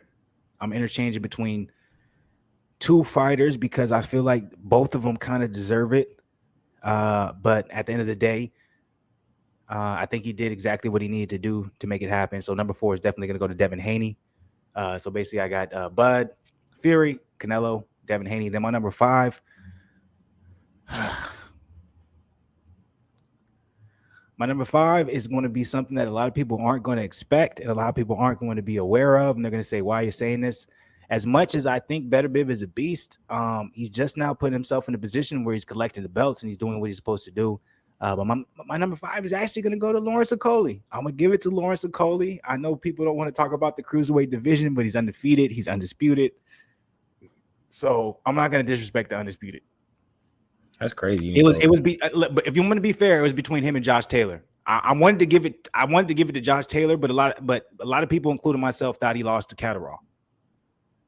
And he moved up, and now he's moving back down. He's going to fight at 140. But so I wanted to give it to Josh Taylor. I thought Josh Taylor actually deserved the number 5 because he's undisputed. But I said, I'm gonna shine a little bit of light on the division that no one wants to talk about. So I gave it to Lawrence Okoli. So I definitely have the intern championship for that number 6 spot, number 5 spot going to Josh Taylor.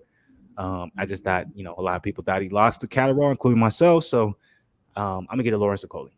That's crazy. You didn't throw Spence in there, dog. No, I'm not throwing Spence in there. Man, Spence is in my top 10. Spence is in my top 10. I'm not disrespecting him. He's definitely in my top 10. But he has 3 belts, bro. 5. I'm not disrespecting the belts, but I'm talking about undisputed. Lawrence Okoli has 4. Josh Taylor has all of them, 4. So why would I put Errol Spence above either one of them? I know we don't talk about because that's the type of nigga I am. Like, I know we don't talk about cruiserweight. I know we don't, we do kind of talk about, to an extent, the 140 division, but a lot of people have a certain type of way they feel about Josh Taylor because they feel like he lost, but at the end of this, he was undisputed as well. So I would have gave it to Josh Taylor over Okoli, but Tyson Fury, esta Retardado. Y'all know low inclusion. I'm getting my Spanish better, brother. Appreciate you, Jose Samuel, up in here boxing with Sean. How you feel about that though? You got something to say against anything I said? Boxing with Sean said Bud Usyk Inu. Now I will say this: I do find myself very disrespectful for not including Usyk. For me not to include Usyk is actually disrespectful. I know, but I got Tyson over Usyk because we already know, bro. Yeah, because I got the same way you was. I got Usyk in my top 10. If we're talking about top 10, but my top 5, we're talking about undisputed. Josh Taylor or Lawrence Okoli, like that's my personal opinion. So Bud Usyk, Anu, Beterbiev, and Spence. I like that list though. Boxing with Sean. List was made to compare small guys to the heavyweights. Usyk is there because he's a 2-weight champ. I respect it, but I'm like, you can't criticize us for putting heavyweights in our pound for pound list, and you're gonna put essentially the heavyweight champ in it, even if he was originally a cruiserweight. Okoli isn't undisputed. He only has one belt. No. He got one. No. Don't disrespect Okoli like that. I don't know, so I can't even speak on it. I know for a fact he has more than one belt.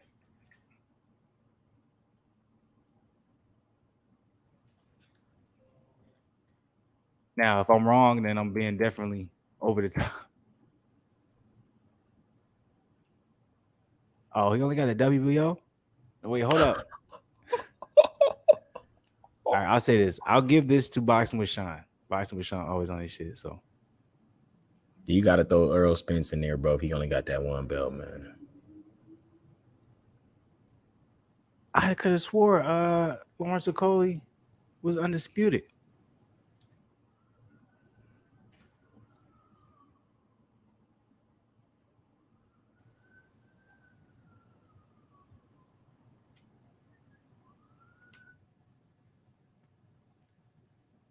All right, hold up. My bad. I'm trying to find out if I was wrong or not. You good? All these articles that I'm pulling up are not focusing on anything I'm typing in. All I want to see is if he's undisputed. It don't look like he is undisputed. Okay, I thought he. Oh, I guess because he was. I really thought because I'm like he beat. All right, so he only has a WBO belt. All right, you're right, Boxing with Sean. I'm never wrong. I have no problem admitting when I'm wrong. I could have swore Lawrence Okoli because Lawrence Okoli he beat the top level of them cruiserweight guys, but actually that does make sense because Dortico's I think he has a WBC belt, so that's actually a good point. So I'm going to take Okoli off of my 5th of my top list, and I'm going to go ahead and put Josh Taylor there because Josh Taylor was undisputed, and you can't take that away from me. We're an hour and 37 in. Your first mistake you found on your book, but you were right. He was right. Your sound off, Zen. Can you hear me? Yeah, my bad. I was on the phone. Oh, okay. I'm like, nigga, your sound off. I see you talking. All right, Boxing with Sean. Taylor is no longer undisputed. Was stripped by the WBA. That is a good point. But he was undisputed when he won his titles. So I'm going to keep Taylor at my number 5. I'll have Usyk as my number 6, and I'll have Inoue as my number 7. I definitely will. Wasim Ali was good with it. Salute to you, brother. Beterbiev, best pound for pound puncher in the world. Bivol went full distance. Beterbiev 2 rounds. That's true. Like you're not wrong with that at all.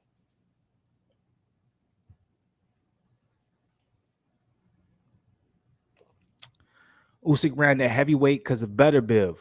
Oh, that's a bold statement. Yeah, I'm like, that's an interesting statement. That's I never a heard bold that before. Statement. He gonna beat Joshua. You gonna say that statement, man? I ain't never heard that before. That's interesting. So you thinking Beterbiev can beat Usyk and Joshua? Beterbiev versus Spence, both 3 belts. Spence ain't never moving up to no light heavyweight. Hell no, I think he was saying as far as like your pound for pound list. Oh, I see what you're saying. No, but my number 5 was Josh Taylor. No, it was a Okoli, nigga. I know, but I just found out he wasn't undisputed. But remember when I said I would have gave it to Josh Taylor, but I didn't because a lot of people thought he lost. But I didn't know Okoli wasn't undisputed. So now that I see that and I was wrong, excuse me, Josh Taylor's my number 5. So But all my numbers, he said Taylor not undisputed no more. He got stripped. that doesn't matter. When he won, he became undisputed. Well, I'd rather throw Jamel in there over that nigga, to be real with you. Well, talk your shit, Zig. Like, damn, I forgot That's about what my I'm saying, nigga. man. You over here giving Josh Taylor all these flowers, man. That nigga Jamel went out there and gave that nigga that work. So you gonna put a nigga 5, then you can't disrespect Jamel like that. Shit. All right, nigga, talk your shit. Then maybe Jamel do deserve to be up in that. That's what I'm saying, man. man. You're not gonna put Spence in there. Hey, get your ass up out of there, Josh Taylor. Number 5 is Jamel all day. Because I literally forgot my nigga is undisputed all day, nigga. Number 5. How you gonna put Earl Spence over Jamel? Fuck out of here. I'm like, but okay, that's fine. I'm just saying I put Earl in there just because I was putting respect on how the fact he came back and then he ended up getting those belts. But you just remember, just like I remember, nigga. Because I'm like, there ain't no way Earl Spence is over Jamel. Nah, but that's what I'm saying. You was putting Josh Taylor over Jamel. I'm like, no way. No way. But see, I had to do that. I had to do that to make sure everybody on the same page. You know what I'm saying? Like I did that on purpose. You feel me? You see how, you see how that worked? Yeah, all right. You see how that worked? Yeah, all right. You know, disrespect. Are we disrespecting Beterbiev because we not putting him in the top 5? Because I don't think he deserves to be in there. He just won the well, he was an IBF and then he won the what? The WBO? Like he's not undisputed. Yeah, Taylor has a solid resume. Prograis, Ramirez. Yeah, absolutely.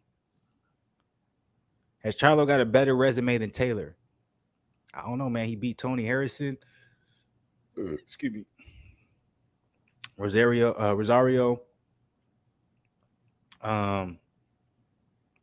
Who he just fight?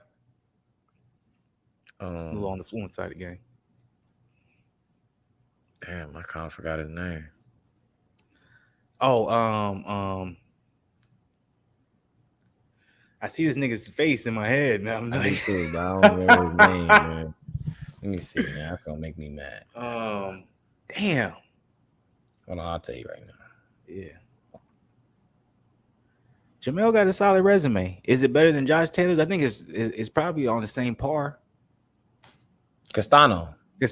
There we go. God damn. I'm like, I like this nigga's whole face was in my head. Like that nigga got that like Mr. Incredible face. You stupid, man. He look like he got a square with some hair on the top. You know what I'm saying? A rectangle, whatever the fuck. But yeah, I think Jamel Charlo, I think his resume is right there with Josh Taylor's. I don't think either or is necessarily better.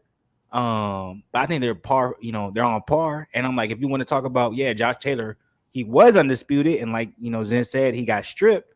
Jamel, he's currently undisputed. So I think I got to put Jamel in my top 5. So I would do number 1, Bud. Number 2, Tyson Fury. Number 3. Damn, I forgot what I did. What my number 3 was. Wasn't it Canelo, nigga? Oh yeah, number 3 was Canelo. And then my number 4. What was my number 4? You said Ola something. I forgot his name.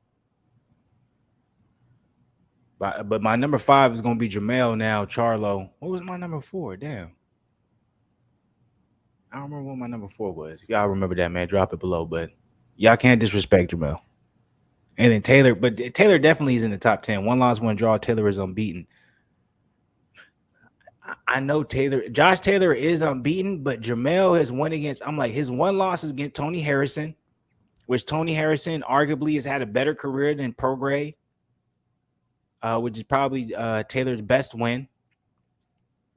So I definitely feel like Tony Harrison, like don't disrespect Tony Harrison, you feel me? And his 1 draw is against Castano, and Castano isn't no joke. My bad about my background. Y'all, ambulances or whatever the fuck going on. Lucky Canelo don't fight Beterbiev. Come on, Wasim Ali. Why would Canelo fight Beterbiev?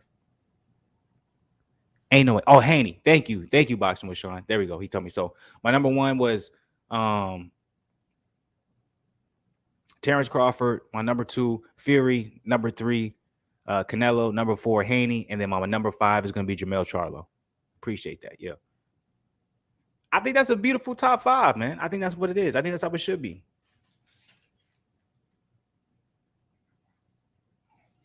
What you think, Zen? Am I tripping? I mean, you already heard my top 5, man. Yeah, it was all right. Beterbiev surprised me though. I'm not even gonna lie to you, man. Nah, he's a dog. Like I said, that was my first thing. But he's a dog, a real dog. Beterbiev would have stopped Canelo. Yeah, absolutely. That's why Canelo didn't want that smoke. But okay, let's present this question to the table. Do you feel like, or does anybody feel like in the chat, Beterbiev, what you see, or at least what we've seen him be able to be capable of and what he's done, do you think David Benavidez, poses that same exact threat against Canelo? Is that a possibility? Do you Possibly. think Benavidez is able to bring that? Because I see similarities between both. Benavidez has he's a big guy, he's a tall guy for his division, for the super middleweight division, but he has a shorter reach, but he generates a lot of power. You know what I'm saying? He's one of those guys. I'm taller, I have more athletic advantages against you, but I prefer to be right next up on you and be able to throw certain punches and generate certain things. Do you think Benavidez poses the same threats that Beterbiev can pose to a Canelo, even though that fight will never happen? But do you think that's the reason why Canelo's avoiding Benavidez? Because I see Benavidez as a guy who's able to bring the same type of game plan that Beterbiev does. Sean Porter's a beast, but he's had some tough fights. Boxing with Sean. Go watch Beterbiev versus Kazoo. Excuse me. I said that name. Obviously, I'm better for unification. I know I watched that. I've seen that fight. I saw it not live, but I watched it afterwards.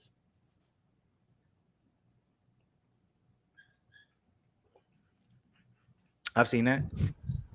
Hey, yo, but I'm like, y'all want to talk about that fight, but y'all the same people coming at me about Lawrence Okolie.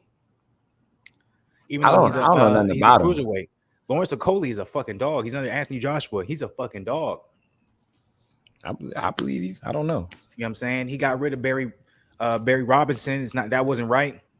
But you showing him love now. You showing him love now. But in your heyday, I remember when I was a real young nigga. That's who he was. Like, Lawrence Okolie is gonna be a problem. So y'all better be, you know what I'm saying, say whatever the fuck you want. But hey, yo, Flu, I'm about to get up out of here, boy. I'm about to get ready to go out soon. I gotta get some food and take a shower and shit.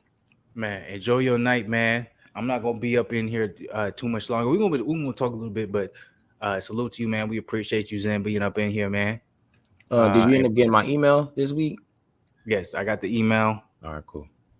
So we're gonna be on, man. Appreciate you. Enjoy the rest of your weekend, man. Nothing but love, bro. If anything, I miite talk to you tomorrow about the boys. I'm about to watch that episode 5 because episode 4 was crazy, nigga. I was like, what is going on? Yeah, I watched episode 5 today. It's finna, yeah. If you down, we could do like a little the boys recap or something for like 30-20 minutes or something. I'll say this. Episode 5, it's cool. Okay. It's the next episode. Is this upcoming Friday? That's what's gonna be crazy. There's a certain issue in the comic book. It's called Herogasm. That's the episode. It's gonna be next week. Okay.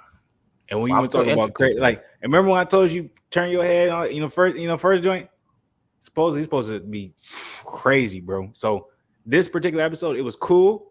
There were certain moments I was like, yes, but it was to me, the way I felt like it was like kind of like a filler for like, we finna go crazy next week. So y'all be ready.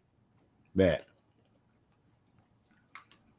Oh damn, Boxing with Sean said I still haven't watched season 2. You better be on your shit on the boys. Boxing with Sean, you tripping? But I don't know what type of shit you like to watch, but you're missing out. Mm. Hey, but salute. We ain't gonna be on that much longer. We're just gonna talk a little bit more shit, have a little bit more fun. But appreciate you coming up in here, Zen. As always, man. Appreciate y'all having me, man. Y'all stay blessed out there, Black Goose fam. As always, man. Stay up, brother. All right, we had our guy Zen up in here, man. Appreciate that. You know what I'm saying? All day. Keeping it real, no play. You feel me? We ain't gonna be up in here too much longer, man. We just having a good time. Salute the Boxing with Sean being up in here. Ebony is sweet. Till next time, Zen, showing the love. You already know what it is. Wasim Ali, safe, bruv. Make sure y'all come up in here. If y'all hit that like button and y'all ain't hit it, man, show some love to your boy. Boxing with Sean, showing love, peace. I'm on episode 4 on the boys. So I'm going to be up here a little bit longer. You feel me? You know what I'm saying? It's Saturday night, so I'm feeling good. It's where I'm at right now. It's only 11:24. So y'all don't have to feel like, I know y'all coming up here, y'all think I'm finna end it. I'm not finna end it right now. I'm still doing my thing. I'm feeling good. I'm feeling amazing. I'm feeling great. You feel me? Like, so y'all don't gotta worry about that. I'll probably be on for probably like another 20, 30 minutes, something like that. But give me a little break point. What I'm finna do right now, I'm gonna go get me a little bit of water. I need me a little bit of water. I'm gonna recap y'all throw what y'all want to talk about. I'm gonna come back. We're gonna talk about a little bit more on the Fight Summit game, but I'm gonna be right back. You already know what it is, man. I appreciate it. Well, actually, let me do this. Jose Samuel, I'm letting you my English is bad. Hey, don't you worry about it, bro. We just appreciate you being up here. Don't worry about your English, none of that matters. This is what I'm finna do though. Actually, I'm not even gonna put y'all on the back burner or nothing like that. Put some highlights or something like that. We can I can pull up and have playing while I go take me a little break. You feel me? I appreciate everybody though in the Black Goose TV family, man. Hey, remember this too, man. I feel like sometimes I be having to tell the people, like, y'all don't be taking my daily check-in seriously. Like, don't be feeling like I'm coming at nobody. Anytime I'm saying everything is a joke. A lot of it is so sarcastic. You know what I'm saying? Like,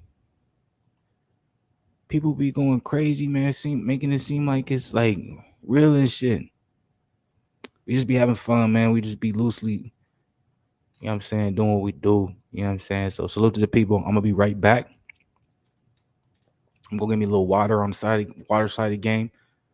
Show this so y'all don't feel. I know, you know what I'm saying. We already know what the outcome was. We already know what happened, type shit. But you know what I'm saying. You know what I'm saying, something so it's not too boring. While I'm gone for like 5 minutes. Canada, Artur. So I'm gonna be right back, y'all. Y'all already know what it is. Salute to the people.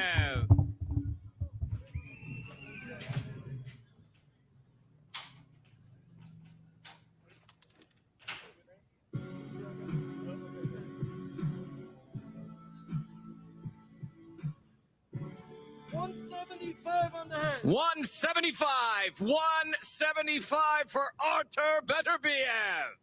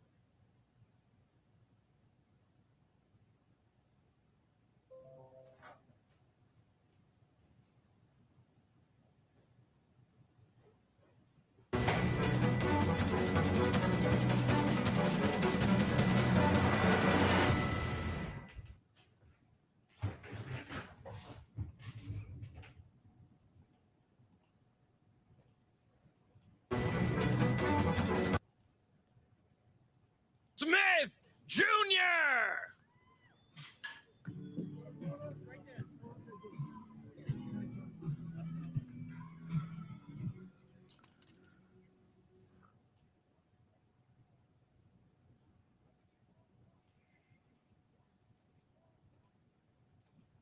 All right, salute to the people. What's good? We back. I didn't mean to make it that long. My bad. I went back to chill for a minute. I'm not gonna go too much longer. You know what I'm saying? When it comes to the night, I just wanted to appreciate the people, man. It was a good time. Fluence Lounge was absolutely amazing, man. I had absolutely 100% fun. You know what I'm saying? Salute to Jose Samuel up in here, man. Salute to Ebony Sweet, Boxing with Sean, Wasim Ali. All y'all came up in here, man, just showing nothing but love, man. I'm chilling for the night. I I enjoyed it, man. I thought it was a good time, man. I thought it was a good time, man. Me personally, I'm surprised. I'm surprised how it went. You know what I'm saying? I'm surprised how quickly the joint just kind of just switched. You know what I'm saying? Beterbiev just came in and just throw them hands. I didn't expect it to go that way. That was an absolute surprise in my personal opinion. I definitely thought it was probably going to go longer. I thought Joe Smith Jr. was really going to really show that. I just I knew Beterbiev was good. I just didn't know he was that good. He said, look, you, I need better. Hey man, don't worry about it, bro. Don't even worry about it. Oh, I got it. Yeah, whatever. That's ashes right there. But I'm like, hey, don't even worry about it, bro. Like for real. It don't even matter. But just appreciate you hopping up in here. But I didn't expect it to go that quickly. You feel me? Like I knew Beterbiev was good. I just didn't know. I just didn't know he was that good. So it is now. Everything becomes very interesting when it comes to the light heavyweight division in that particular fact. Because now I'm thinking to myself, I'm like, how does Bivol fit into this? Are we still going to see Yard versus Beterbiev? Is that the fight that's still going to happen next, right? Because that's a tough fight for Yard. That's a tough fight for anyone. I really want to see that fight, though.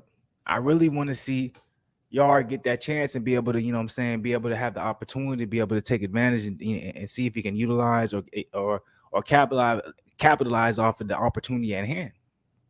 That would be interesting to me. So let's see if they follow through with their word, though. That's the thing. It's like a lot of times it never really ends up being that way. A lot of times they end up changing the game. They end up changing the scenario. And they end up making it seem like, okay, oh, I said you finna get the winner of this fight. But how everything is looking, Bivol doesn't have an opponent. Beterbiev, you know what I'm saying, beat Joe Smith Jr. in literally 2 rounds. Why should Beterbiev fight Yard when Bivol is literally just sitting there waiting? You feel me? Like say if this went 12 rounds, right? Say it went 12 rounds, even if it was a unanimous decision, it was a war. There's argument that Beterbiev needs rest.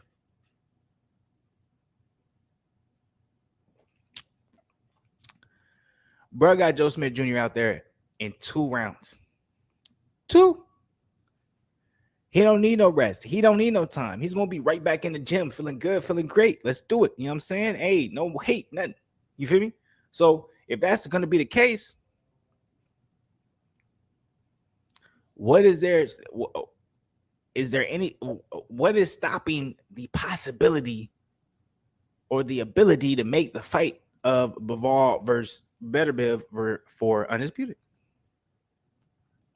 What is preventing that from happening?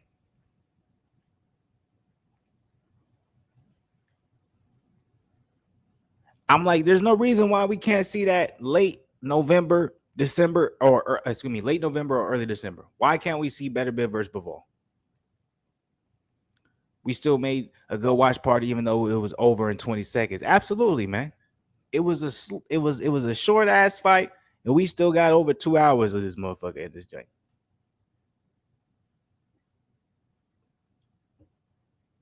That's what I'm talking about, a good time.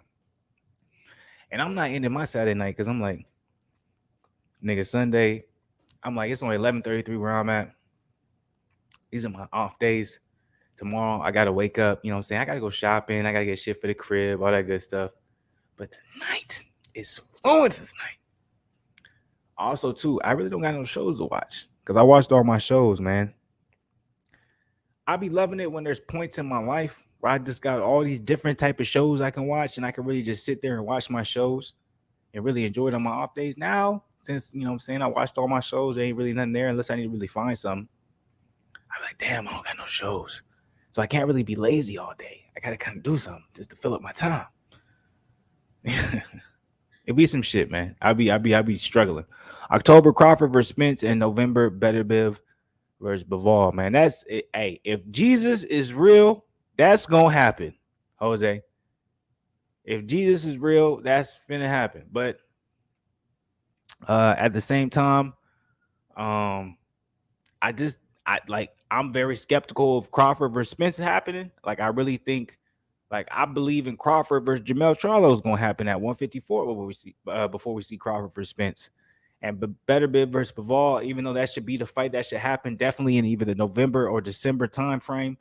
I don't think that fight's gonna happen. I think we're probably gonna see Beterbiev versus we're probably gonna see Beterbiev versus Yard in October or November, and we're probably gonna see Bivol versus Buatsi. That's what I think is gonna end up happening.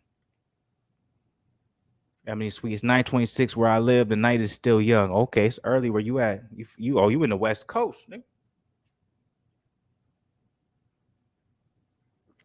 Nigga in the West Coast.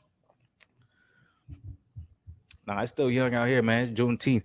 Like, really, y'all lucky, man. Because my barber was busy. Nigga got filled up. If I didn't get the fresh cut, y'all see I'm looking rough. If I didn't get the fresh cut, fresh mustache, everything, I won't even be here, nigga. I'll be out. You feel me? Live streaming somewhere crazy.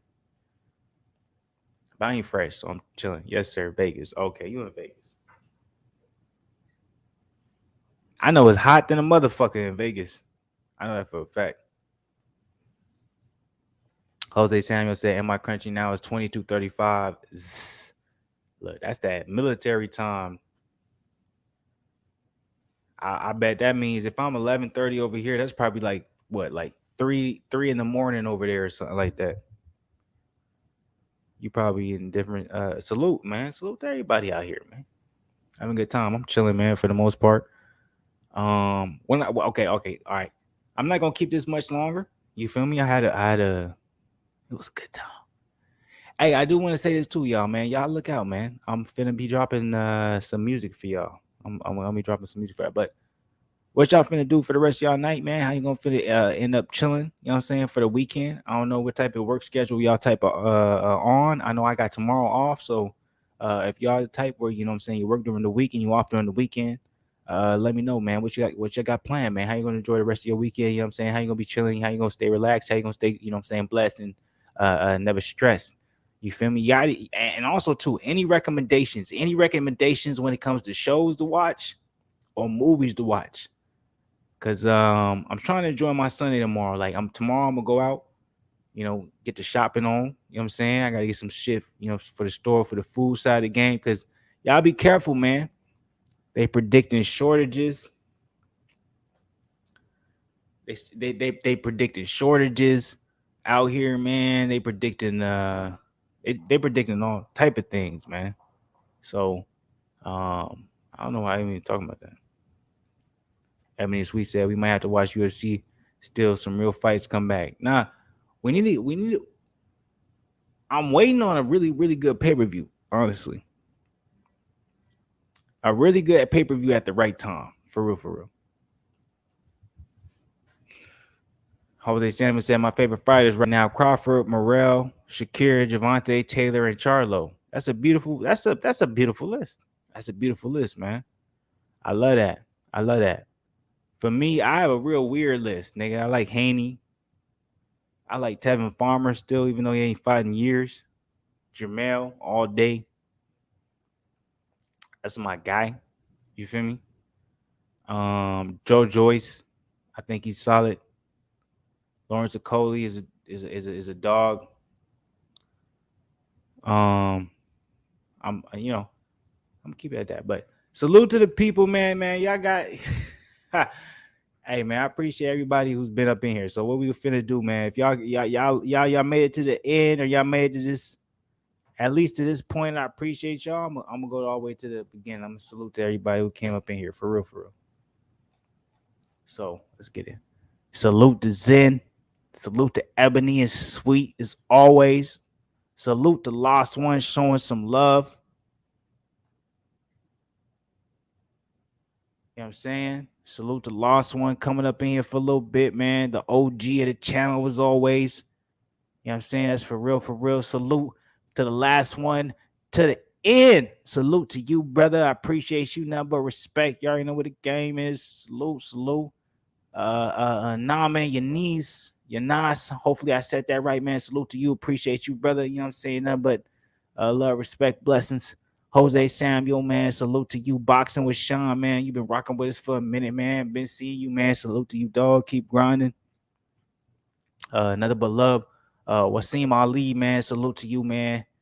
Much love, Ebony and Sweet. Once again, man, salute to you. You always keep the, you know what I'm saying, the chat jumping, keep everything moving, keep everything progressing. Of course, salute to Jose Samuel, man. You was talking about, you know what I'm saying, you need to get the English better. Nah, man. You know what I'm saying? Just keep doing what you're doing, man. Don't worry about none of that. You ain't gotta say none of that, man. Just keep rocking, man. So much love to everybody. You know what I'm saying? We ended up coming into this particular video, man. Coming in the chat, had something to say, man. Appreciate all of it, man.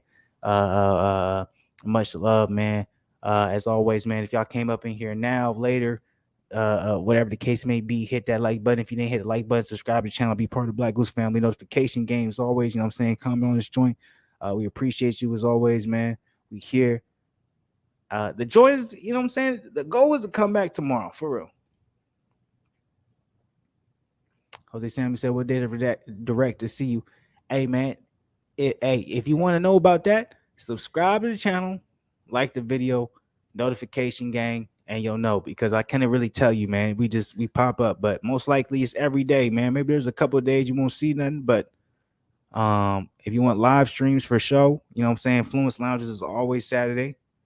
You feel me? We got the podcast every once in a while, you know, sometime during the week, but you got the regular videos, but you know what I'm saying? We got some more shit coming, man. We got some videos, we got some music, all that good shit. Ebony Sweet, watch the new episode. The man for see, I'm trying to get into that. I'm really trying to get into that. I heard about that. I seen it. So I'm gonna tap in for sure, for sure. I'm gonna tap in Ebony Sweet, but much love to people, man. Appreciate everybody, man. Hopefully everything's going great. I may go live tomorrow. We'll see. You know, Sundays is iffy, but really, I'm trying to make Sundays where I'm trying to get back to dropping music on Sundays. You know what I'm saying? So y'all look out for some shit. So we'll see how that goes. But I appreciate y'all no matter what the case may be, man. For real, for real. So stay up, stay solid. Ebony Sweet, subscribe, turn them notifications. We finna be back. Y'all already know what it is. Much love. Stay blessed. Never stressed. Fluence out. Salute to Zen. Salute to everybody. You already know what it is.